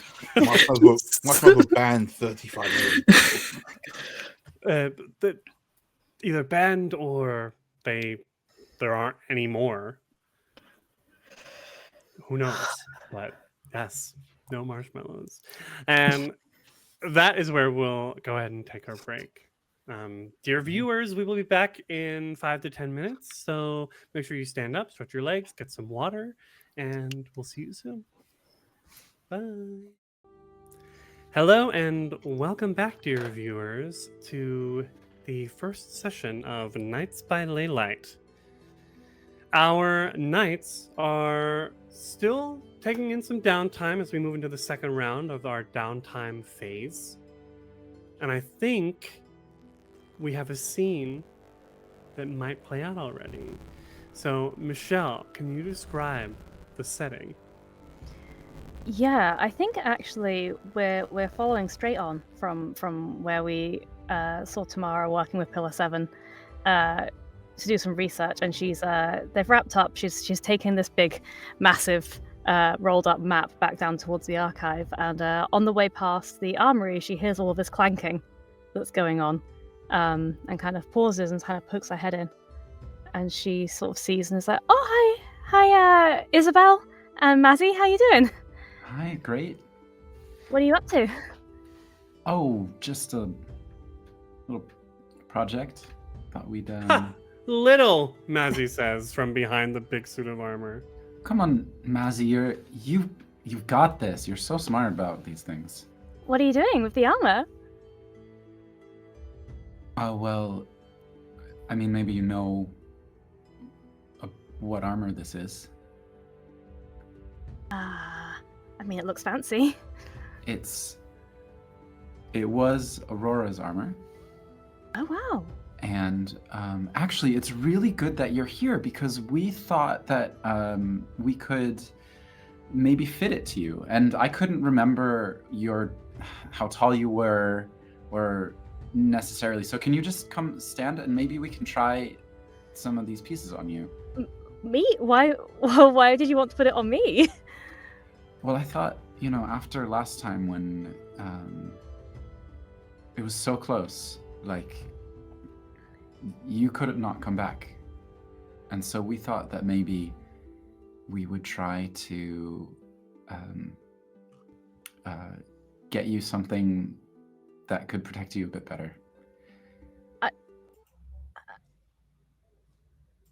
And Tamara kind of is a little bit speechless for a moment, and like completely unbidden, tears spring into her eyes as she thinks to herself, like, they're wasting their time. Both of them are down here wasting their time. All three of them are down here wasting their time doing this for me because I'm so useless that they shouldn't be doing this. But she doesn't voice any of that. She just looks at them and says, That's not appropriate. That's not appropriate use of resources.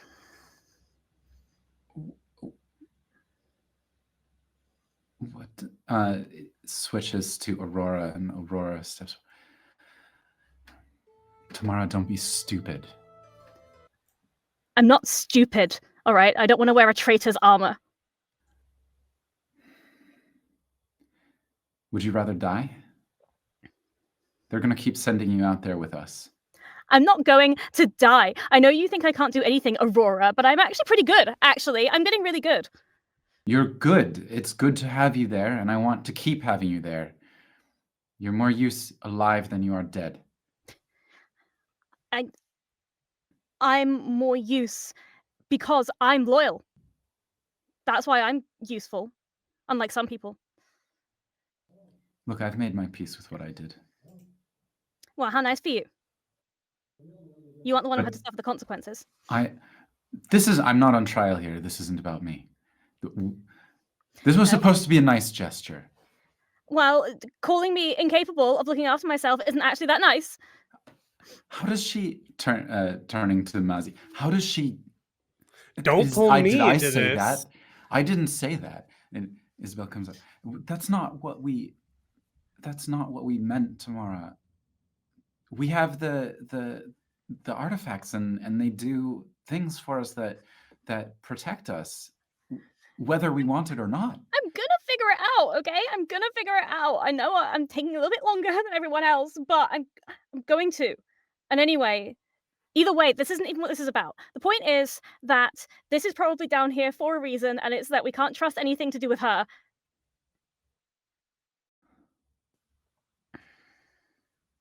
Fine. Well, maybe we can get it activated anyway, and maybe it will be an asset to us, and you don't have to take it if you don't want it. Thought it was a nice gesture as well, and maybe we just won't make gestures, if that's the case. Because if you can't trust her, you can't trust me. That's not... You're different, Isabel. Obviously, you're different.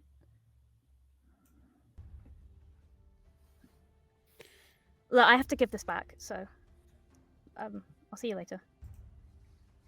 See you.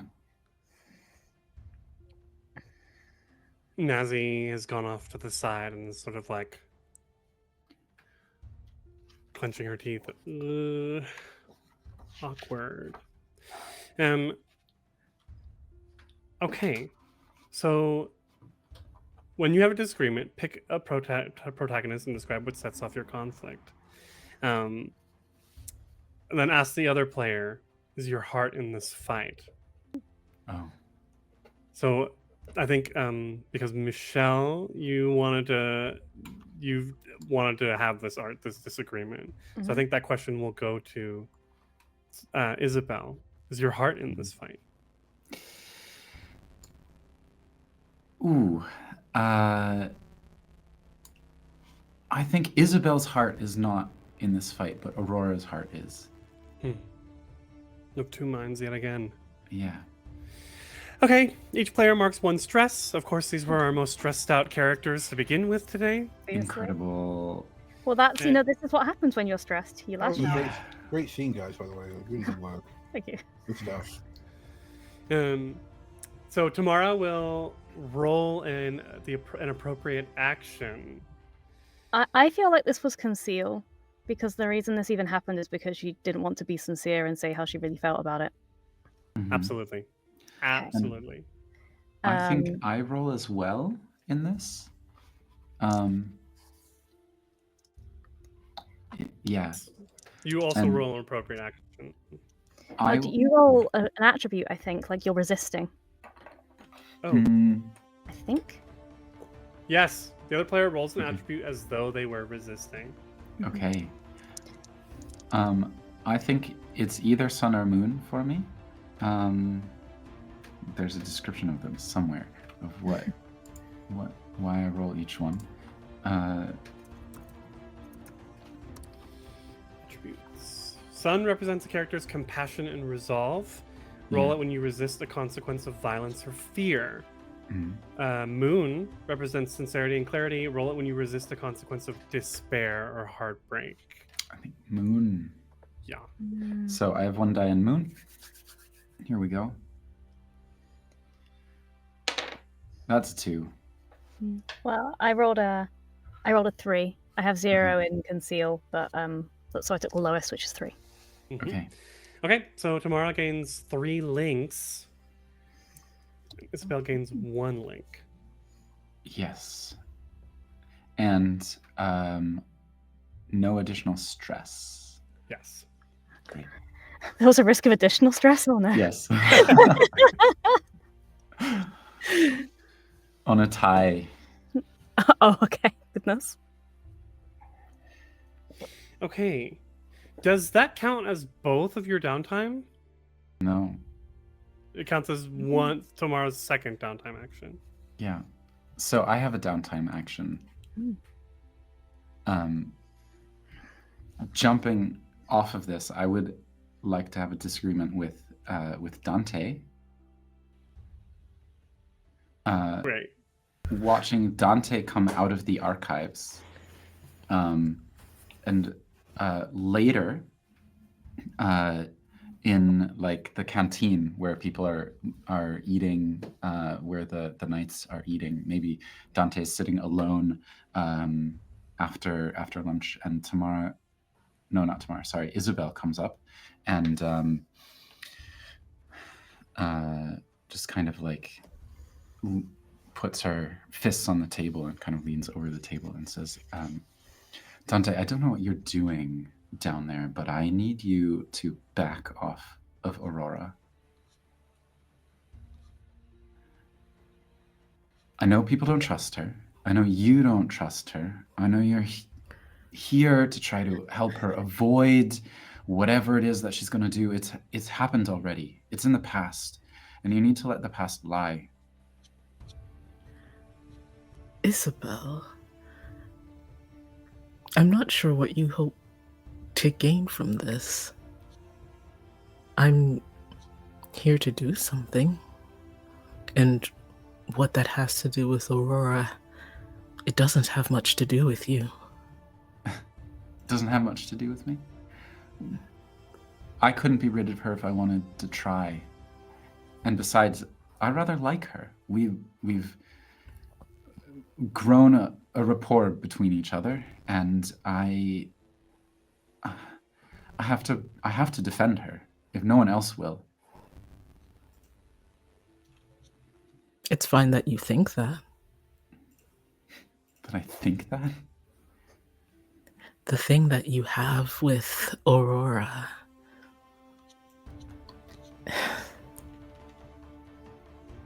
it's not good. None of this. I don't want to upset you further. You obviously have some strong feelings about this. But, Isabel, nothing Aurora can do for you is going to be good for you. Wow.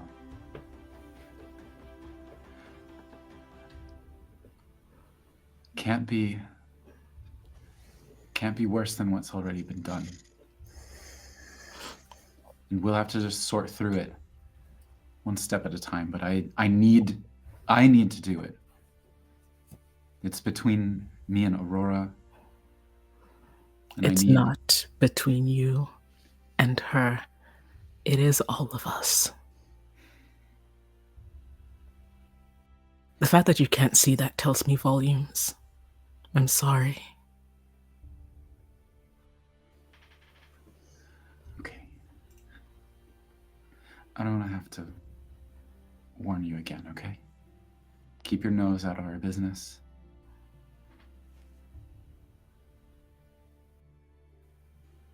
As you wish.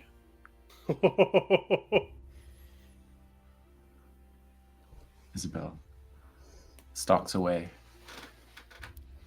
If you don't eat lunch, you're going to gain even more stress. So- Interrupting my meal time. I'm a nice person, Isabel. Damn. All right. The question then is to Dante: is your heart in this fight? No.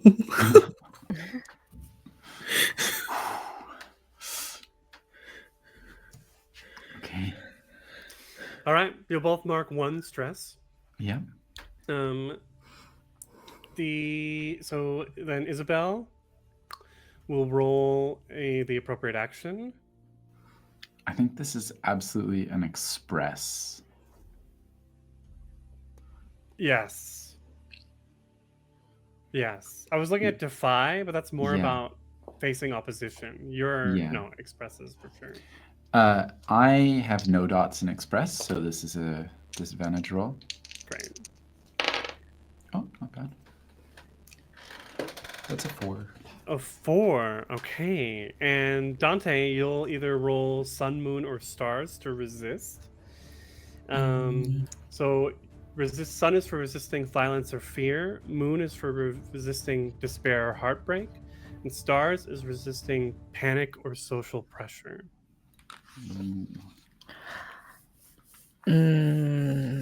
I think is this panic or is this despair?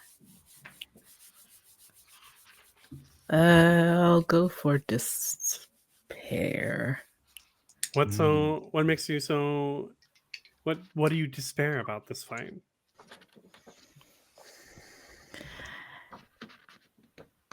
That Aurora has such a grip on Isabel that it might not be able to be undone. Okay.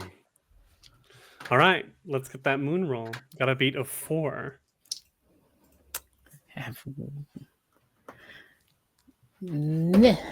It's a 1. Ooh. Okay. So Isabel will get 3 links, and Dante will get 1 link. Links are all spent. Unspent links disappear at the end of the session, FYI. So during the mission, you'll want to use those up as much as possible to call back on these. We still have 2 more downtime actions. So Dante, you can take us off. Where do you go after the canteen? God.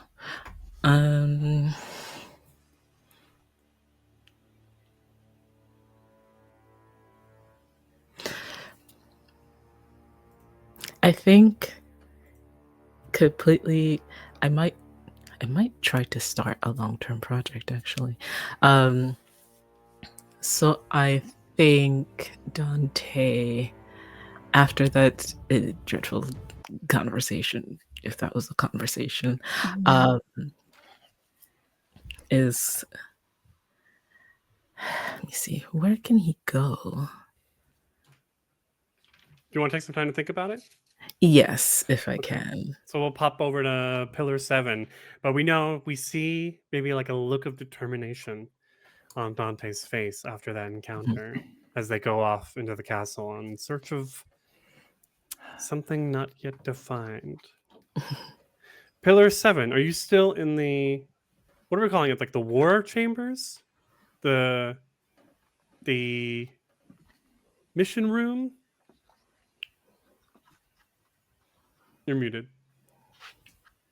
Wouldn't be a God, sorry. stream with Pan if Just you I weren't didn't mute muted at some myself point. somehow. God damn. So I think like the scry room, the war scryer room or something. That's what we're doing. But it's a whole. The pillar doesn't really argue with people, but she does hold convictions to herself, I think. So I think, oh jeez.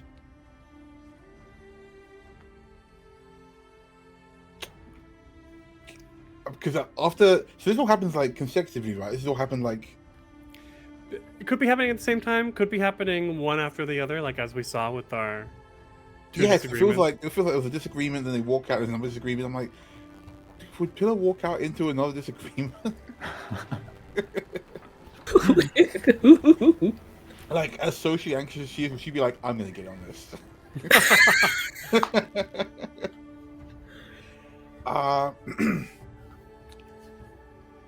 I think the suit of armor you were working on, was that like hidden away somewhere, or was it something someone could wander into? It's sort of like in the restricted section of the library or the armory, you know? Hmm. You know what? If it's an armory, it makes sense. Person would be there for weaponry and such, checking all the dotting the i's, crossing the t's. And I think they would notice like the hum of activity from a section that usually isn't used, and would go in there. And I do think that seeing the armor of the traitor, would Pillar recognize the armor?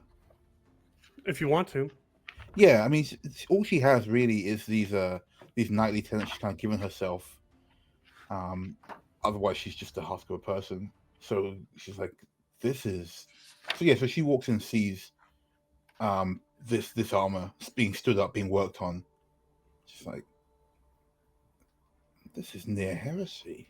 Who's doing this? Oh, Mazzy pokes her head up. Well, Isabel brought it to me. Should be pretty interesting once we get it finished. I'm learning a lot about enchanting with ley circuitry. This armor should be destroyed. No. I think Pillar steps forward in a very large stride and grabs Nancy by the scruff. And that's when Isabel and Aurora Yeah. walk in. What the hell is going on in here? Why do you have this out in the open? This is a symbol of disgrace. Yeah? Okay, everybody has to pile on today? I think they're still holding Nazi, actually. I have not come here for a fight, but you are working on things that are antithetical to what we are trying to accomplish. I'm trying to save lives. Is that what you said last time? Aurora comes in now. As a matter of fact, do you want to get into the nitty-gritty of it?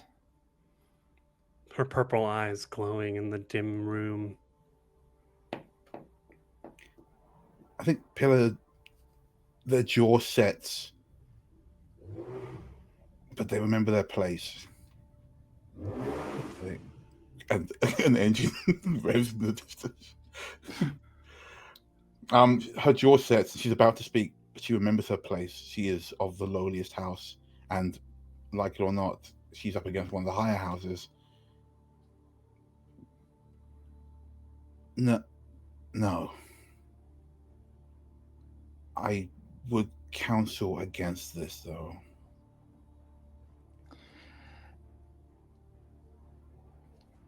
Pillar 7, I have had no house for many, many years now. The remnants of my house are gone. This is Aurora Twilight. The Twilight house has been dismantled. I do not want to be giving you orders in this way. But you will.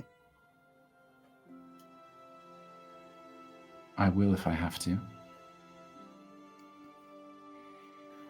But just know that I have the best intentions.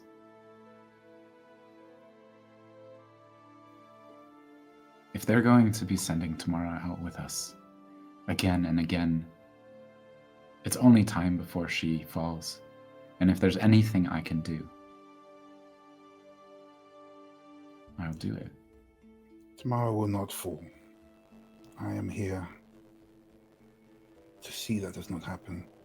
This armor is not what she or any of us need. It is perhaps only what you need, or should I say what you want.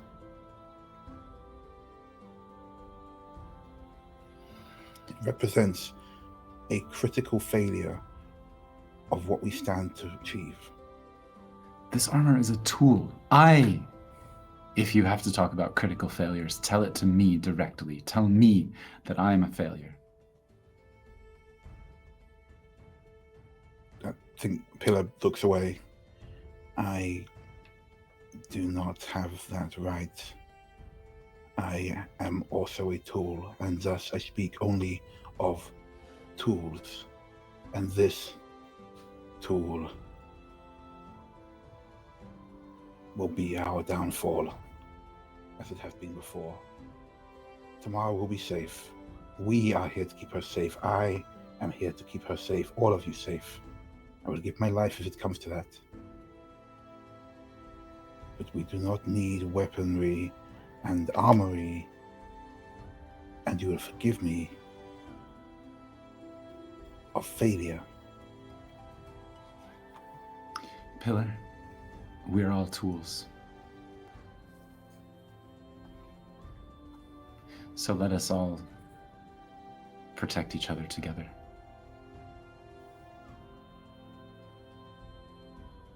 Pillar looks up at the armor, and is now still like on the end of their arm? Yeah, I was about to ask. Can you put me down now? Yeah, they wordlessly just drop Nazi and stomp out with a slight shoulder barge.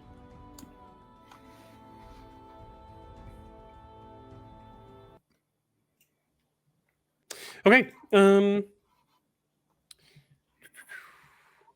Pillar 7, you started that. So first off, both players take stress. Mm-hmm. Oh my Isabel god. is getting stressed. There's so much Ow! stress.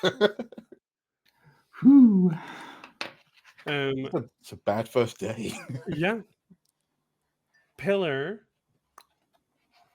what do you want to roll? I think we have an express here, but also that point about Isabel being at a higher house, you were defying her a Wow. little bit there. Yeah, she was. It's also an interesting point because we know Pillar. Well, we know viewers don't yet know Pillar's backstory per se. They didn't catch the first season because it's not available on Crunchyroll. Unfortunately, VHS only, and the quality is very bad. It's a bootleg. But Pillar's organization that got her bonded to the artifact wouldn't have access to the artifacts without Duke Steel and Duchess Dawn, That's Isabel's parents. You are literally beholden to her house. So defy this resistance. Are we talking fear, violence, fear, despair, heartbreak, or panic and social pressure? The aura that I got from Pillar 7 was violent. Yeah. Mazzy was literally this close to being just because Yeah. she was helping you. Mm-hmm. So that'll be a sun roll from Isabel. Yeah. I think if there was anyone who Isabel and Aurora thought would like physically intervene in all of those interactions, it would have been Pillar. Yeah. Okay. Okay, here we go. Sun is, I have 2 in Sun, so that's, I take the higher one, right? Mm-hmm. That's a 5. Okay. And what is your defy roll, Pillar 7? I don't get a plus on this, right? Whatever you've got, there's nothing else we add to it. Yeah. Then I also get a 5. A tie. A tie. That means we each get 2 links, and I get 1. We each get 1 more stress. Oh dear. Damn. We're going to eclipse before we start the mission at this rate. Yeah. I have 1 dot before I. You gotta stop being real nice to everybody. Okay. All right. So tensions are high in the castle today as we're getting ready for this mission in the mountains tomorrow. But we've got one last downtime. Dante, have you decided what project you might want to start? Right. So, I'm not sure if it's a project that he can start now or if I need to look for things first. As far as I am aware, the only way that a person is severed from their late artifact is through death. So I think the magic tech that is here now is much more advanced than what he knew. And I think he is going to start investigating a way to sever someone from a ley artifact. Holy shit. Whoa. But I Okay. don't know if that's something I have to. How complicated that is. Well, so we can build this out into multiple projects, or we can just do one big project with many pies Right. in the clock. So standard one is 6. We set the armor at 8. This feels like more because it's also where do you even start? Yeah. How do you? So because we could do a clock that's like first figure out how to find the information, and maybe that's a short clock. Maybe that's only like 4 spokes or whatever we're calling it. What is there a term for the wedges that are in the clock? Michelle, yeah, I Spicy? always call them ticks, ticks. like 2 Okay. ticks on the clock. I don't know if that's correct. Like It's just what I TikTok? say. Okay. You've got 3 ticks. It does not sound. No, yeah. It doesn't sound great. Is what I'm thinking. It's. Does anyone have? Does anyone have any suggestions or because we could just make it an extra big clock? I think you could make it a big clock, but put like milestones in it. So this came from another game that I was reading where they had a similar system, but if it was a big clock, they would put like specific milestones. So they'd say if you fill 4, you get to this milestone, and if you fill the next 4, you get to this milestone, and then at the end of it, or like 3, 3, and 3, or whatever it is. Yeah.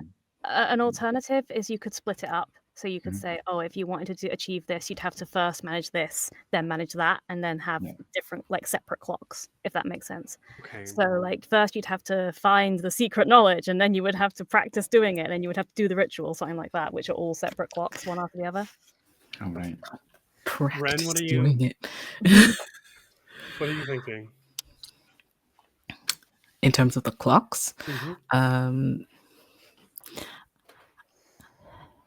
yeah, I don't mind a milestone system, because I feel like this is a very long thing that I have assigned myself. I'm gonna give it 12 ticks. Mhm. Proper clock. And we're gonna have some milestones on it. So the first is seeking forbidden knowledge. Love Okay. it. Okay, so you're gonna have to roll.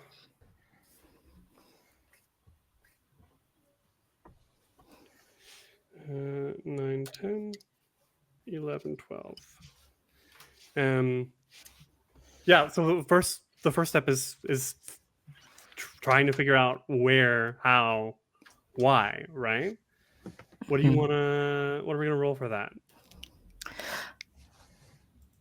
Who, what, when, where, and why? Analyze. Yeah, could do. Perceive. You do get a bonus on that. You're not gathering information though, but you are a perceiver. Mm-hmm. Let's do analyze. You first need to Okay. like take stock of the situation and see exactly. Okay. All right. So, okay. 6. The pep talk worked. The Okay. pep talk was a good pep talk. All right. Very nice. Okay. Thank you. I feel like this isn't just information you can find in the archives. Mm. I feel like 6. Damn, okay. I feel like short of breath. Like there's a moment where like Aurora has this sensation of like a premonition of her impending final death. And she shakes it off. She says, "That's ridiculous." Let's go. Okay. I think it takes the form asking around, wondering where to go. This isn't just. First off, this isn't just regular magic. Just somewhat available magic tech at the very least. This is ancient ley artifact knowledge. Here's what I want to say. You find someone, and I imagine this like sort of creepy, witchy person who is well versed in forbidden knowledge, and a lot of it, as you wind your way through the streets of our kingdom, you find yourself going down alleyways that maybe were familiar to you in your time. And this is why it's such a success, because you know where to go for information that in your time maybe wasn't so strictly watched. There's like an alley with like black market magic info or something. What do you think? Can you help me describe this a little bit? Yeah. I think Dante probably wound down these streets in their time, but it wasn't there yet. Now it's here. And now it is it doesn't look like it's meant to be there. The facade of it is not anything significant. It's like a recess into the wall that is an entryway. And you slip in and you find yourself inside this building that is just shy. The entranceway looks just shy of a closet, but it is much bigger and much more stocked than it appears. It reminds him of an oracle of his time. And oracles of that time, they kept track of things that needed to be forgotten. And I think you are hit with the smell of incense. The incense that the oracle of your time burned constantly as they were trying to figure out where you were meant to be and what was meant to be done with you. As this person comes out from like behind a beaded curtain, they have like a tanned olive skin tone, with long dark hair, in braids, wearing black, of course. And I feel like, because I'm just imagining this very witchy person, like black lace sleeves that like hit at the finger here.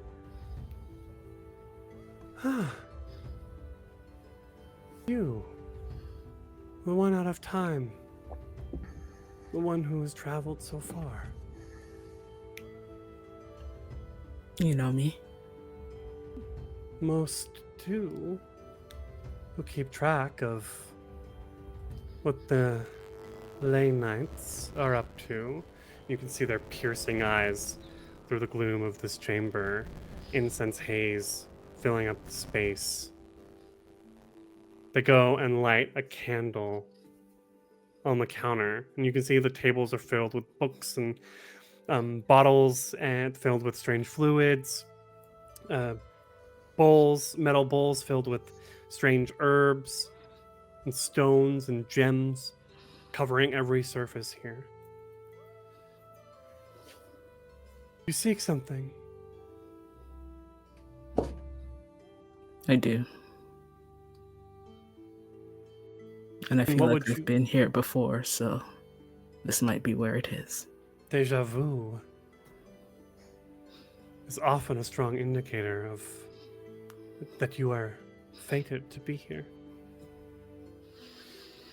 What is the price you are willing to pay for this knowledge?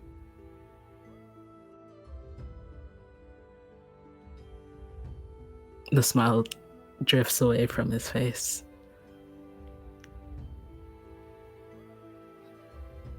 Whatever it takes. Not just your life, then, but someone else's? The life Whatever of an it innocent? takes. They nod. Return in a fortnight. I will have more information for you. We need a name for this person and their abode. Hmm. And anyone else can pitch in as well if they like.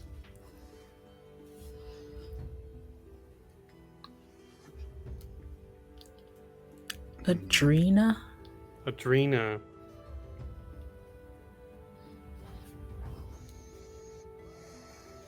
A witchy vendor of forbidden knowledge. Good. And that way we can build in a nice time skip for our second session. Yeah. Awesome. That brings us to the end of our downtime phase. Well done, everyone. We are about to cut to the action with as we begin our mission. So we start off with an engagement roll. Yes. We didn't fill the second tier. We only had 4 out of the 5 notches in tier 2.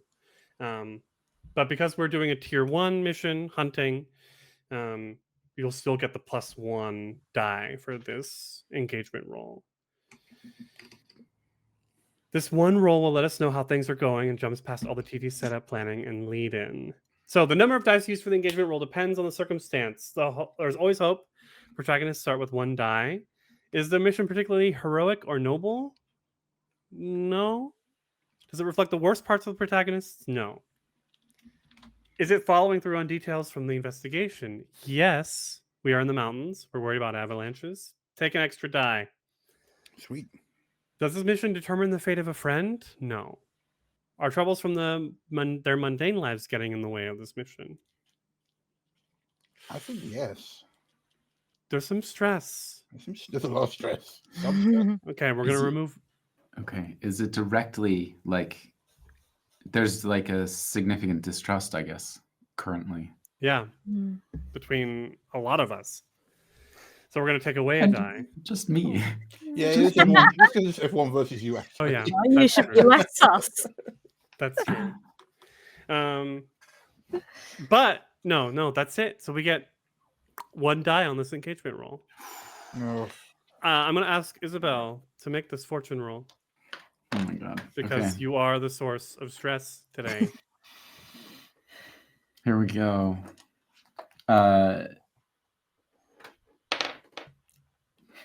It's a 1. Yay! Bad results. You're in a desperate position when the action starts. Someone or Oh, something no. has moved against you. Oh It's a trap, boy. ambush, or counterattack. Okay. Incredible. What a day. What a day. I was looking at chickens this morning. You were just hanging out. Isabel's no good, very bad day. Yeah. Dang, yo. This is crap for me. We cut to the action. We see our protagonists, I think, running through a mountain pass. I feel like it's very brown, like not necessarily cold mountain, but maybe more like Sierra Nevada, like steppes. Right. So yeah. like not necessarily desert either. There's vegetation, but it's very dry, brushy. Yes. Do our protagonists, are they wearing, do we have a uniform? Are we holding our artifacts? I think. There almost always is, because that's all she has. Yeah, I think we have like light armor of some sort. It might Like be leather armor. Yeah, leather, stylized though, like uniform. Isabel has the artifact. It's the comb. It's in her hair, and so it's with her, but she's not holding it. Tamara always wears a sort of half-length cape, sort of cloak that has various pockets inside of it to keep things. It's very much a case of the clothes wearing her. Look, it's a little bit big on her, but she always has that, which is good because it's keeping her cozy, I think. Yeah, I think Dante has the anachronist, the hilt of the anachronist blade in their hand as they're running, but it's not active. Did we all have little capes? I feel like that came up at some point. Capes? Yeah, we capes. Is that another thing we had? We can all have capes. We could all have capes. I don't want. I'm the reverse Edna mode. I'm like, yes, capes. I don't want to jump in your cape games. If you're like rolling deep for capes solo, I can. No. Hey, I love capes, capelet, one shoulder. I'm going with I'm definitely going for the one shoulder cape then. That's so cool. Yeah. All right, one shoulder capes, probably with the emblem of our kingdom on it, which we don't have to decide right now what that is. We are running through this mountain pass, being chased by a pack of demons. These demons are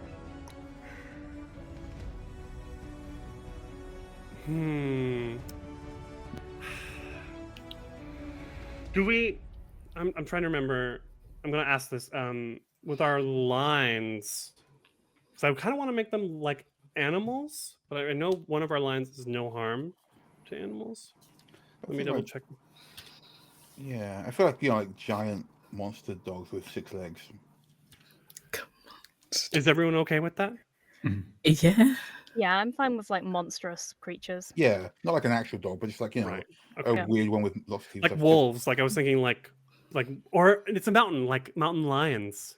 Ooh, yeah, but like weirdly mutated ones, not like it's a mountain lion. But like maybe more like displacer beasts, like multiple tentacles. Yeah, that kind of thing. Yeah. Okay, dope.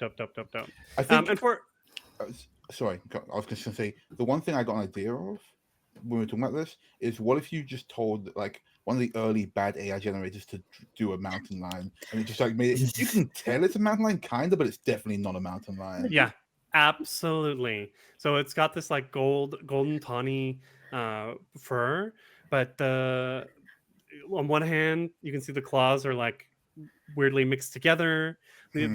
Each paw has a different number of claws or beans. The ears are all off. Uncanny. Too many beans. Too many beans or not enough beans. Count the beans. That's how you tell. And for our viewers, the demons that have populated the earth take on any shape and size depending on how we decide the mission, and that's part of the danger of them. But yes, in this case, we have these mountain lions loping after you, giving you chase. Tamara, go ahead. I have 2 questions. Is our mission, are we securing our hunting grounds or are we hunting? We are secure. We are locating a mana source. So we're hunting. We're hunting. Great. Okay. I was gonna say, Tamara, based on your checking of the ancient maps, there should be a cave grotto somewhere near to this pass. Because you rolled okay. It wasn't that great actually. You have a good idea of where it should be, but as you know, the avalanche could come and cut off your access to this cave. Okay. I have a second question. Okay. Normally, with this sort of class of demon, would we be transcending yet or not? Usually, I think we save the transcendence for like the dire moments, and so we're in a bad way, but we wouldn't normally transcend just at this sort of like little setback. Yeah, this feels like a you might get cornered kind of thing, but we're not in full power yet. Yeah, we just got really caught on the back foot here. Yeah. You're on the run. Right. I have something to do on the very first moment of this, when we're running and we sort of fall into like formation. And this isn't, I'm not making a move or anything. I'm going to use one of my links just right up. I think Isabel and Pillar 7 have been training together for some time, because Isabel has been trained to be a knight. And Isabel just falls into like a formation, essentially, with Pillar 7 of sort of like checking all the, like one of us is in the lead and one of us is behind, and sort of checking the distance and pathfinding and stuff. And so I'm going to burn one of the links to recover 2 stress, because it's just familiar, reliable moment. Okay. So we see, right off the bat, we see Isabel and Pillar 7 sort of moving in this well-practiced formation. Now I won't immediately eclipse if anything happens to me. Oh my goodness. How close are they gaining on us, the demons? They're Or are absolutely we, like, gaining, keeping- and they're Okay. threatening to start. Nipping at your heels would be an understatement. Yeah. And we're on a mountain pass. Are we heading down, up? Like, I'm guessing. Both. Okay. So, like it's like you're going up and down and like turning around. You're not necessarily like on the edge, but you're moving sort of nestled in between peaks, trying to find this place that Tamara had located. Okay, so we're running, but we're still working. Got it. Did you have something, Michelle? Yeah, I think Tamara has her artifact, which is her fountain pen, and a notebook open, and she's kind of like, as she's running, she has her head in the book, and she's like, it's somewhere around here, and she's checking her notes for like sort of what kind of landmarks she was expecting to see, and kind of just glancing around trying to see if she can find this grotto, which I would argue I think is a perceive roll. Yes. I don't know why I'm arguing for that. I'm not good at perceive, but I think that's fair. To be fair, what it is. Totally. And this is going to be a risky action. You're under duration. You're in trouble. Would it, because of our bad engagement roll, I think our first moves have to be desperate. Okay. We're in a desperate position because we rolled the engagement roll went badly. Yeah. Yes. Okay, this is desperate. Yeah, you need to get us. Good start. Yeah. Thank you. You need to get us out of here. Yeah. So that's bad, but on the upside, I do get to mark XP because this is desperate. Yes. Yeah, I rolled a 1. Sorry, man. No. Wait. Can I spend a link with you to give you +1 die, or is it too late? You rolled already. I mean, I rolled, so I guess Okay. Riku can. Well, decide. it's our first mission, and we're still learning. Please, I think you're faltering, and Isabel or Aurora comes in somehow to help you. I think Aurora just sort of is like behind you, hand on your back, pushing you up the rocky mountain pass, and just says, I've got your back. You just focus. Don't worry. Okay. So that puts me up to 1. Oh my god. I just rolled a 1 again. Okay, Wow. we tried it. I should have given my dice a pep talk, clearly. I tried it. We tried. The pep Sorry. help. It was meant, at that point it's meant to be, right? Like, Yeah. Yeah. Okay. I'm gonna roll 1d4 as you. No, I'm just gonna go. I'm gonna play hard because the book encourages me to not be precious here. Do it. Yeah, good. Tamara, you make a decision. There's a fork on the road and in the path, and you turn right, straight into a dead end. The mountain lions, demon mountain lions, the AI-generated mountain lions, bear down on your group, and if something is not done, they will begin. One of them like moves forward. Its mini beamed claw ready to strike. How many are we dealing with here? 6. 6. Okay. And they're, mountain lion size, right? Bigger, more muscly. Okay. I'm gonna find just the biggest one, which I want looks like a in charge, like seems to be The one in front, looking straight at you, Pillar 7. Pillar, look, she looks, turns to see the with it, and turns back and says, "We can take them." And I'm gonna charge this big daddy AI mountain lion. But I'm gonna use. Hold on a second. Watchful. When you protect an ally, you take +1 to your resistance roll. Nice. Into what kind of roll? Resistance roll. Resistance.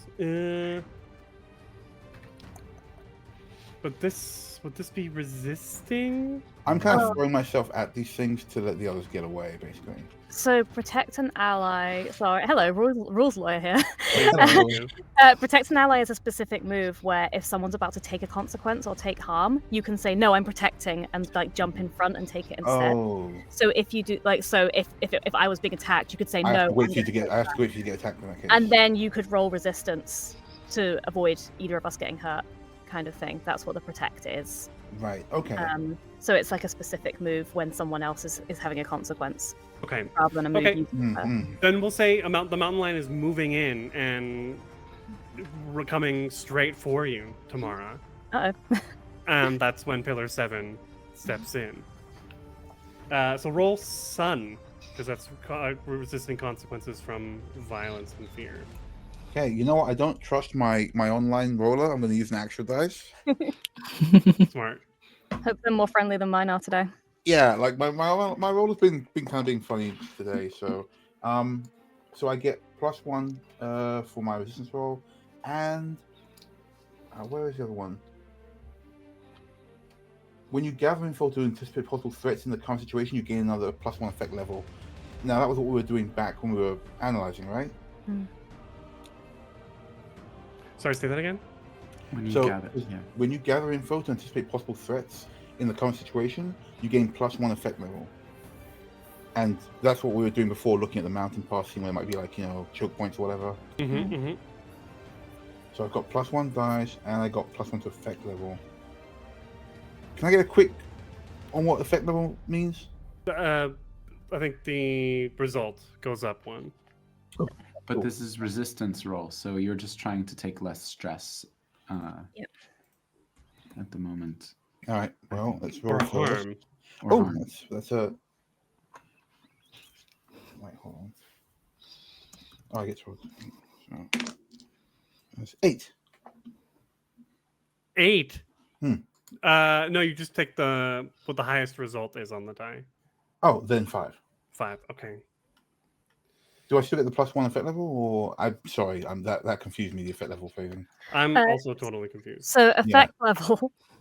So effect level doesn't really apply to resistance rolls, so you wouldn't be able to use it here. Oh, okay. But when you're taking an action, Krifu could say this is going to be limited effect, as in even if you roll well, it's not going to go that well.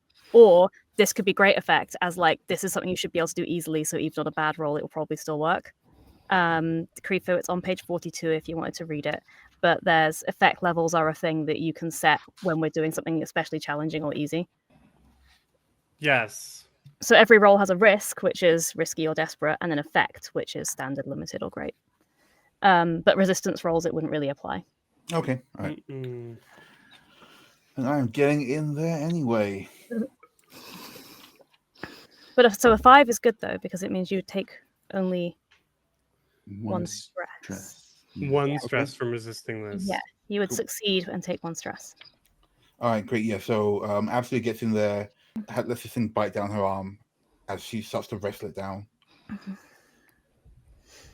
Okay, so I'm gonna give you 1 stress and a lesser harm from this because it still was the original roll was a 1 on a risky. No, more than risky. Desperate. So yeah, you're gonna take a level 1 harm effect that is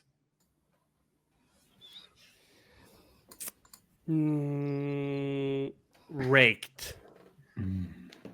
Its claws have raked against your arm, your shoulder, which has no real effect at the moment. But if it continues to build, you'll take a minus D, one die less to action rolls later. Okay, yeah, fine. As long as I can able to get out, then she's okay with that. Okay. But we are cornered now by these demonic mountain lions. What are the rest of you doing?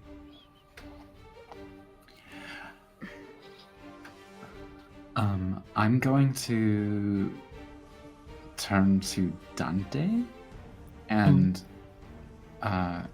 as Aurora meet your eyes and just say, give her time to figure out how to get us out of here, and I'm going to give you +1 to whatever action you're going to take next using another link. Just burn through them, right?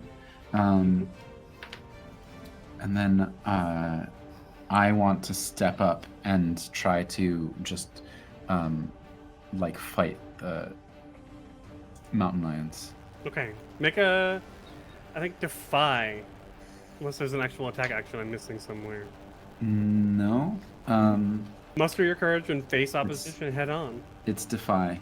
So what I'm wondering is if Pillar 7 wants to give me help, they can spend a they can take a stress to give me +1, and we face them together, and then I can roll 2 dice. Or if you've got links, use those links. Yep, Pillar has link. But that sounds like a good idea, actually. Yeah. Cool. So if you spend a link for me, then I can roll 2 and you don't take a stress. Oh, perfect. Cool. Then yeah, absolutely. As Pillar 7 is taking the brunt of this first attack, it's giving you an opportunity to move in and defy the mountain lions. Yeah, and it's almost a feint that we've practiced, and so Pillar 7 is hiding me, and I come out from behind. Yep. Okay. That's a 5. Okay.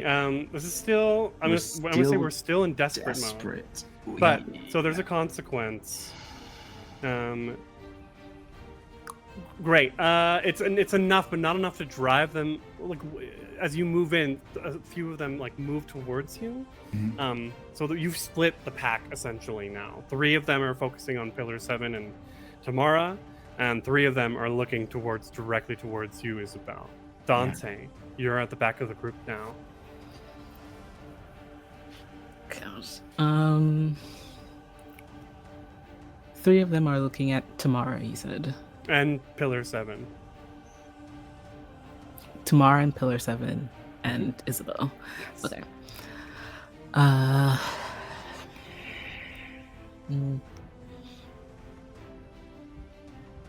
Okay. Dante is going to...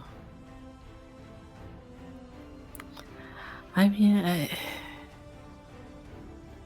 feel like it's only going to help at this moment.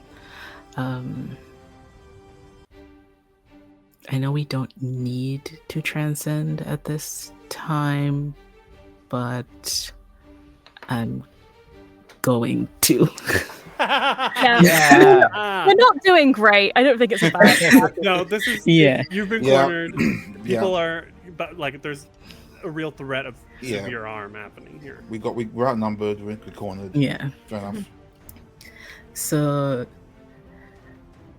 after hearing Isabel speak, Dante is going to lift the hilt of the Anachronous blade say, now it is time, and stick it out into the air. And you all are familiar with this as you hear a series of like very heavy latches releasing, just ringing out into the air. And it's almost as if a slit of light emerges from the echoes of that sound. As Dante sticks the blade out, he retracts it, and that light begins to assemble and form the blade of the Anachronous blade. This perfect blade that itself is out of time. And as it swings through the air, you hear again that series of unlocking as light then begins to attract to Dante himself. And the simple shirt that he wears beneath his armor, it all begins to meld and blend into this sort of gem-like reflective pauldron, and his cape lengthens, his hair lengthens, and he sets himself ready to charge into the fray that is just in front of Tamara and Pillar 7. Okay. Do we want to defy or flow? I think I'm gonna flow. Huh, cool. Where Dante is a bit graceful with the sword. Okay, I think because of I think we might be up to a risky action now because we got a good. Isabel managed to split the pack so that it wasn't too in. So yeah, let's do a risky flow action. Oh, 1 second. Can I, for the severe consequence from it, because I had a serious complication, I'm like split from the rest of the party, right? Right. Okay. Cool. All right, we're flowing transcendently. I'm trying to read very quickly to see if I. Oh, that's if I push myself. Okay, I don't need to push myself just yet. Okay. Yeah, that's a 3. 3. Things still go badly. But you have a +1 die from me. Oh yes, I do Yes! for my next action. Thank you. Oh my, Oh my god. goodness. That's a 6. Thank Yeah, you. boy. Yes. Okay. Finally. You do what you want to do. Describe it.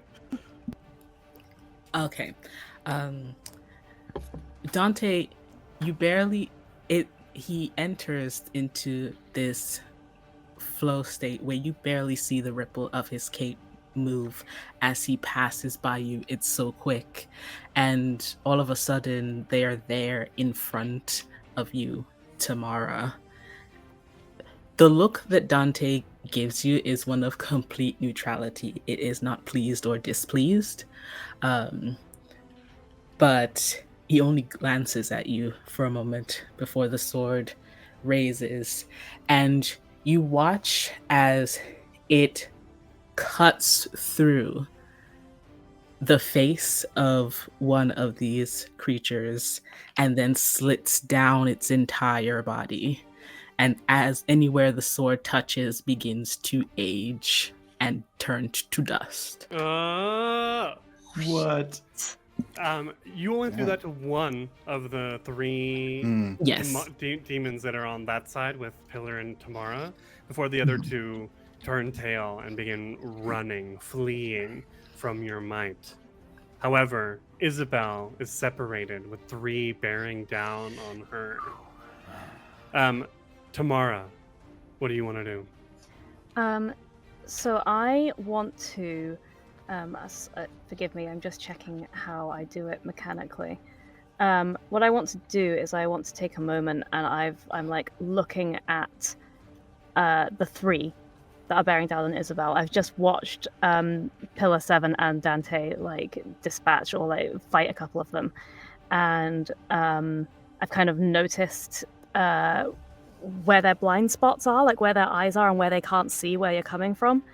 And I'm going to shout that over to Isabel. So I'm spending a link to give you +1d to what you do next, by just sort of saying like, if you stay out to one side or stay directly in front, they can't see you properly.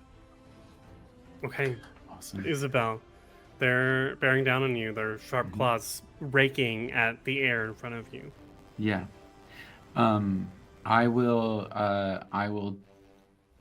defy. I will go right, try to stay right in front of their visions and like get them thinking that they're honing in on me, but then step forward right into that blind spot. Okay. This is still desperate for you. It is still desperate for me. Can I also transcend?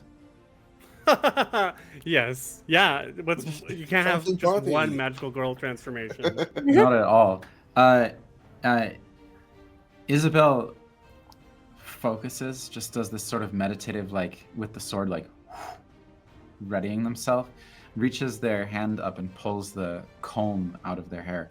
But what it is almost like a second arm reaches up and grips the comb almost like it's a sword hilt and pulls a shadow sword out of Isabel, and then standing next to her is like back to back is Aurora, as they both flare up with this this flowing like shadowy fire around them,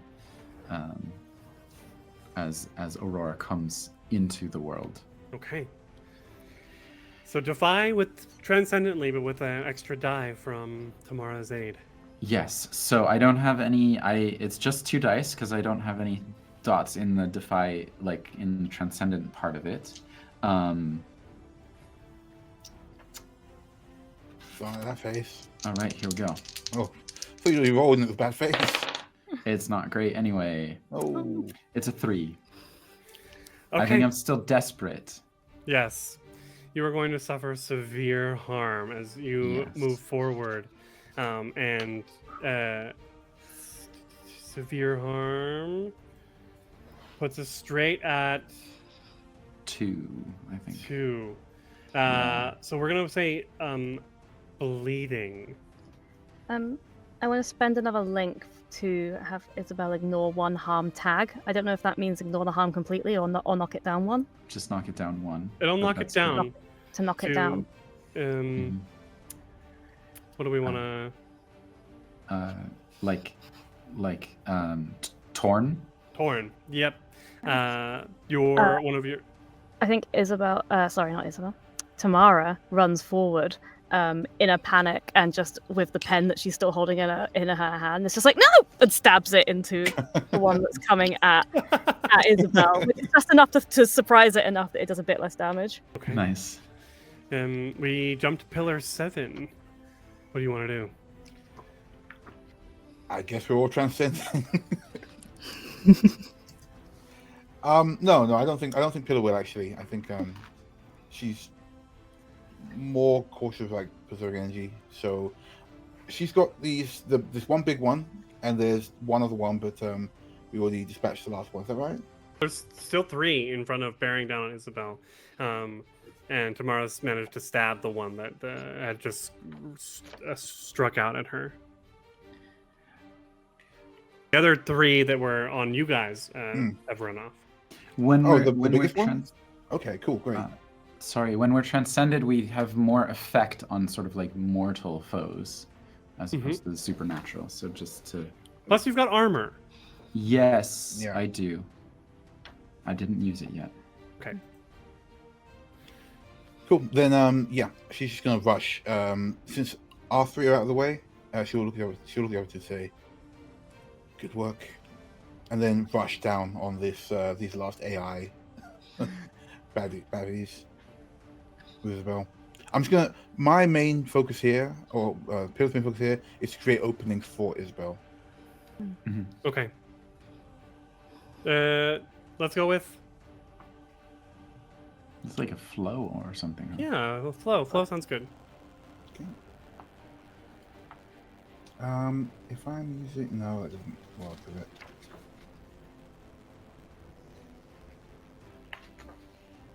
Oh, man, I keep misreading these and be like, haha. Oh wait, no, I really. For you, this is just risky. Isabel's the one in a desperate situation. Yeah. Okay. Let's roll these bad boys. Oh, it's 4. It's Okay. not bad. Okay. no? It's not bad. Doing better. Yes. So I'm gonna. You create an opening by pulling one of the mountain lions away from her, putting you in a desperate situation as it's bearing down on you. I think she gets in and like just kind of grabs the jaws enough to give her the time to like get a. The thing is like right trying to really snap on her face. Okay. All right. I think a lot of her Dante. training is just based around sacrifice play. Dante's transcended. We're running out of time. This is going to be the last action for this mission before we come to results. Yeah. Not to put extra pressure on you, Ren. Dante, finish it.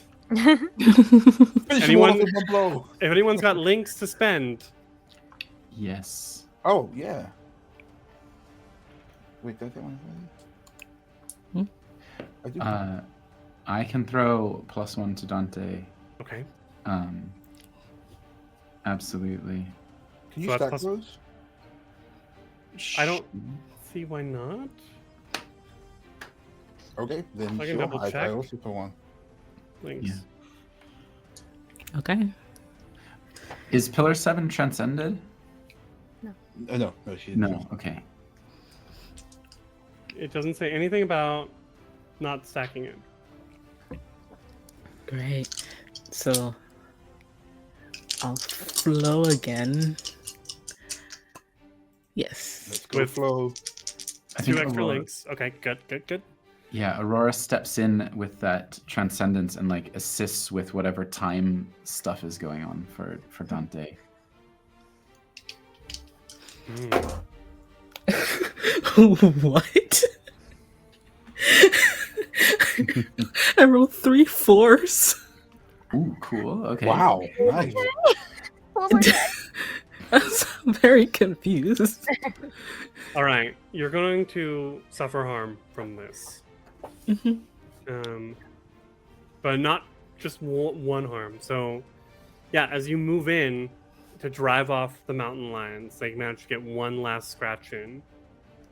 Tell us how you do it. So they're bearing down on Isabel. Yes. So Dante's seeing those two lions in front of him run off. Dante will turn their head, and again, swift as anything, it's almost like a blink and they appear beside you, Isabel. And there's a moment where Dante raises the sword and you think they're going to swing down in a similar way that they did before. But the sword raises, and for a moment you see a reflection of the two lions, and then you see a reflection of them as dust. And as the sword turns, the lions disapparate into dust. Ah, cool. Okay. But you managed to get. You're just scratched. That'll be your lesser one Yeah. harm. As they fall to dust, there is an unearthly roar from perhaps the demons who escaped, and the ground begins to shake as an avalanche pours down. And the four of you are only just barely able to teleport away. Or run. No, teleport back home to the moon. Your mission. unsuccessful. Hmm. We didn't get enough mana for our home this time. Yes. Oh. Do we have to eat a blighted heart, or do we have to do this ritual at the end? We do. It doesn't necessarily have to be. We do have to do it on the earth though. Mhm. Yeah, we decided. So you teleport away, but still on the earth.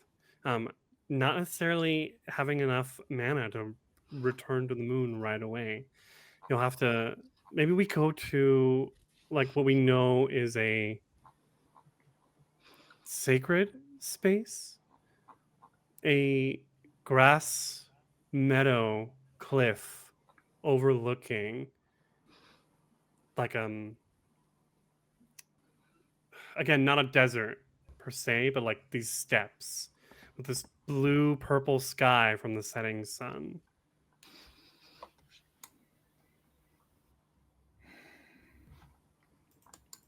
As we move into the fallout phase.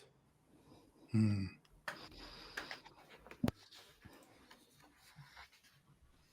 Okay. So we're still transcended at this point. Yes. Those who did. Okay. Hmm. You've got you both have 2 more like actions of transcendence. Whether or not that'll help with devouring blighted hearts. This is based on the fallout roll. Okay. Should I roll the fallout? Or would one of you like to roll it? Yeah, you roll it. You roll it. Yeah, you roll it. You're the Yeah. warlord.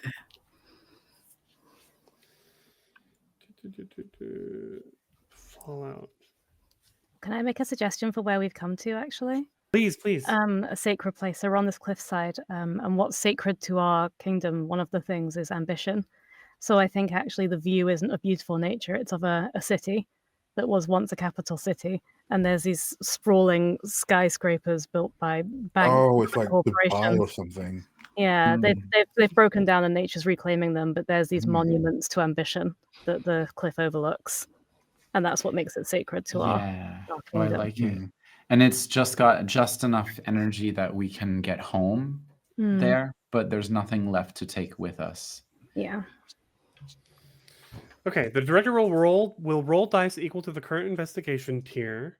So we didn't fill the second one, so it's still just 1 die. Oh, okay. Okay. I'm rolling it. That's a 2. So based on this tier mission, an enemy will act against the group, which means Erasmus is moving, putting things into motion. We were set up probably. Oh yeah, nice. Yes. Yeah, So we bad see intel. as you're all like, panting on this cliffside overlooking the ruins of this capital city. We cut to the moon and we can see Rasmus and Lord Venkern Venkin. discussing and like passing files back and forth. Because I rolled a 2, we will clear. You clear 3 stress and 1 transcendence. And we need to decide what this Right. looks like as we We have devour blighted hearts. We have decided already, but I'm gonna leave it to you all to do this ritual that will allow us to return to the moon. we had some suggestions from Michelle because we have to do a ritual where we remember things that what was it? It's in the notes. Well, because Here. mankind destroyed the world, and we Yeah. remember that. Yeah. It wasn't the demons. Tamara, Yeah. do you want to start this ritual off? The past, because it's profane. Yeah, I think that Tamara, while everyone's getting their breath back, she's ripping all of the notes that she made for this mission out of her notebook, and she's kind of going, "I'm so sorry, everyone. I got us lost. I'm really sorry. I should have spent longer studying." And she's crumpling them up, and then she pulls out some matches and she's starting a fire. You did the best you could, given the circumstances. You had all the information. thank you. I had all the information, but I still got us lost. Thank you for saving me. I'll get better at fighting. I wouldn't dwell on it tomorrow. As Tamara is there, like lighting the fire, Aurora, the shadow of Aurora, crouches down and says, "You were incredibly brave. Thank you. You stepped in. You helped." Thank you. Okay. Well, Lord Venkin gave me one of our past transgressions to read aloud, and she pulls out an envelope that has just a really ostentatious wax seal on it. And she'll kind of slip it open and be like, "Who wants to do the honors?" Pillar steps over and she'll take it. Do you want me to come over, or do you have it in mind? Go for it. You can pick one from our little list, or you can come up with one. Go for it. Before we lose our links, can I use mine to recover more stress? Or to like...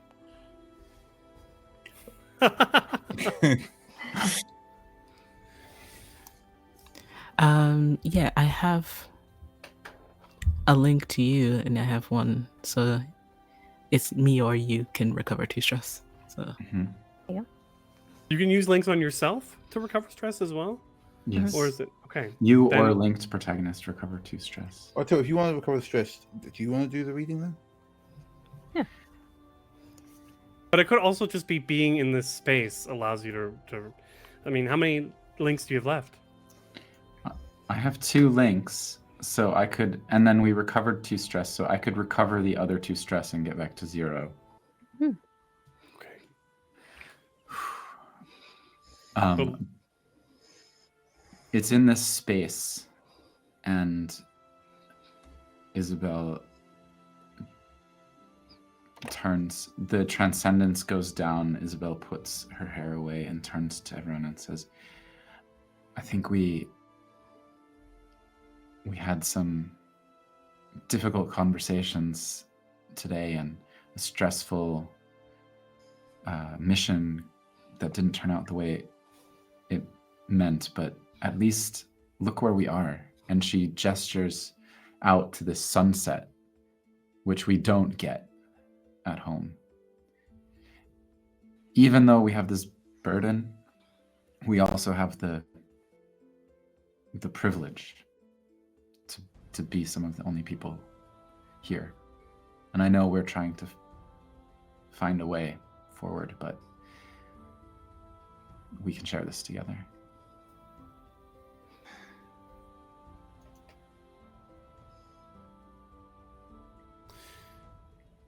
Okay. Sincerity is profane. Yes. Mm. The ritual, I think as there's probably more, it's more than just speaking it out. There's standing in formation in a spot like this where maybe perhaps a ley line is active. Pillar 7, are you reading the... Oh no, I gave it to Isabel to read for the part. Yeah. Now, Isabel, speak a transgression of a hidden and forgotten lost transgression of our kingdom into a world where no one can hear it. She stands on the overlooking the dead city in the, I guess, the point of this formation, and takes this paper, this enchanted paper, and it says, "We robbed our youths of their childhood too soon, shaped teenagers into warriors if they showed the potential to serve the kingdom." And as you speak these, Pillar definitely looks away at that. as you speak these words, the magic in the paper and the formation glows, and there are just 4 beams of light as you teleport back home. And that is where we'll end our session today. Cool. Wow. Okay. Great job, everyone. Oh yeah, good stuff. That was a lot. I mean, new system. Mm. Trying to figure this out. I feel like we have a really good handle on like the rhythm of how it goes, of how the story is told in Girl by Moonlight. Yeah, and I'm excited to see where our next 3 sessions take us. Yeah. But let's do one last round of plugs so that our dear viewers can know where to find everyone. Starting with Ren. Hi, I'm Ren. I'm at Allegory of Death on Twitter. That's where you'll find me most active. And I'm also at Mask Ren on TikTok. I just started posting again, so yay for that. But yeah, I'm floating around the TTRPG space, so any news about me will be on Twitter. Let's go over to Jacob. Hi, I'm at Water Mosaic on all platforms, and you can also see me in Tales Held Dear, which is a Berlin-based group, and we have both streams on YouTube, but we also have a live show in Berlin on May 31st, where we do an improv set with a giant foam D20. And so if you're here, we'd love to have you. Pan. Hi, I'm Pan. You can usually find me here at All the Tales, being me, do my thing. You can also find me. I know.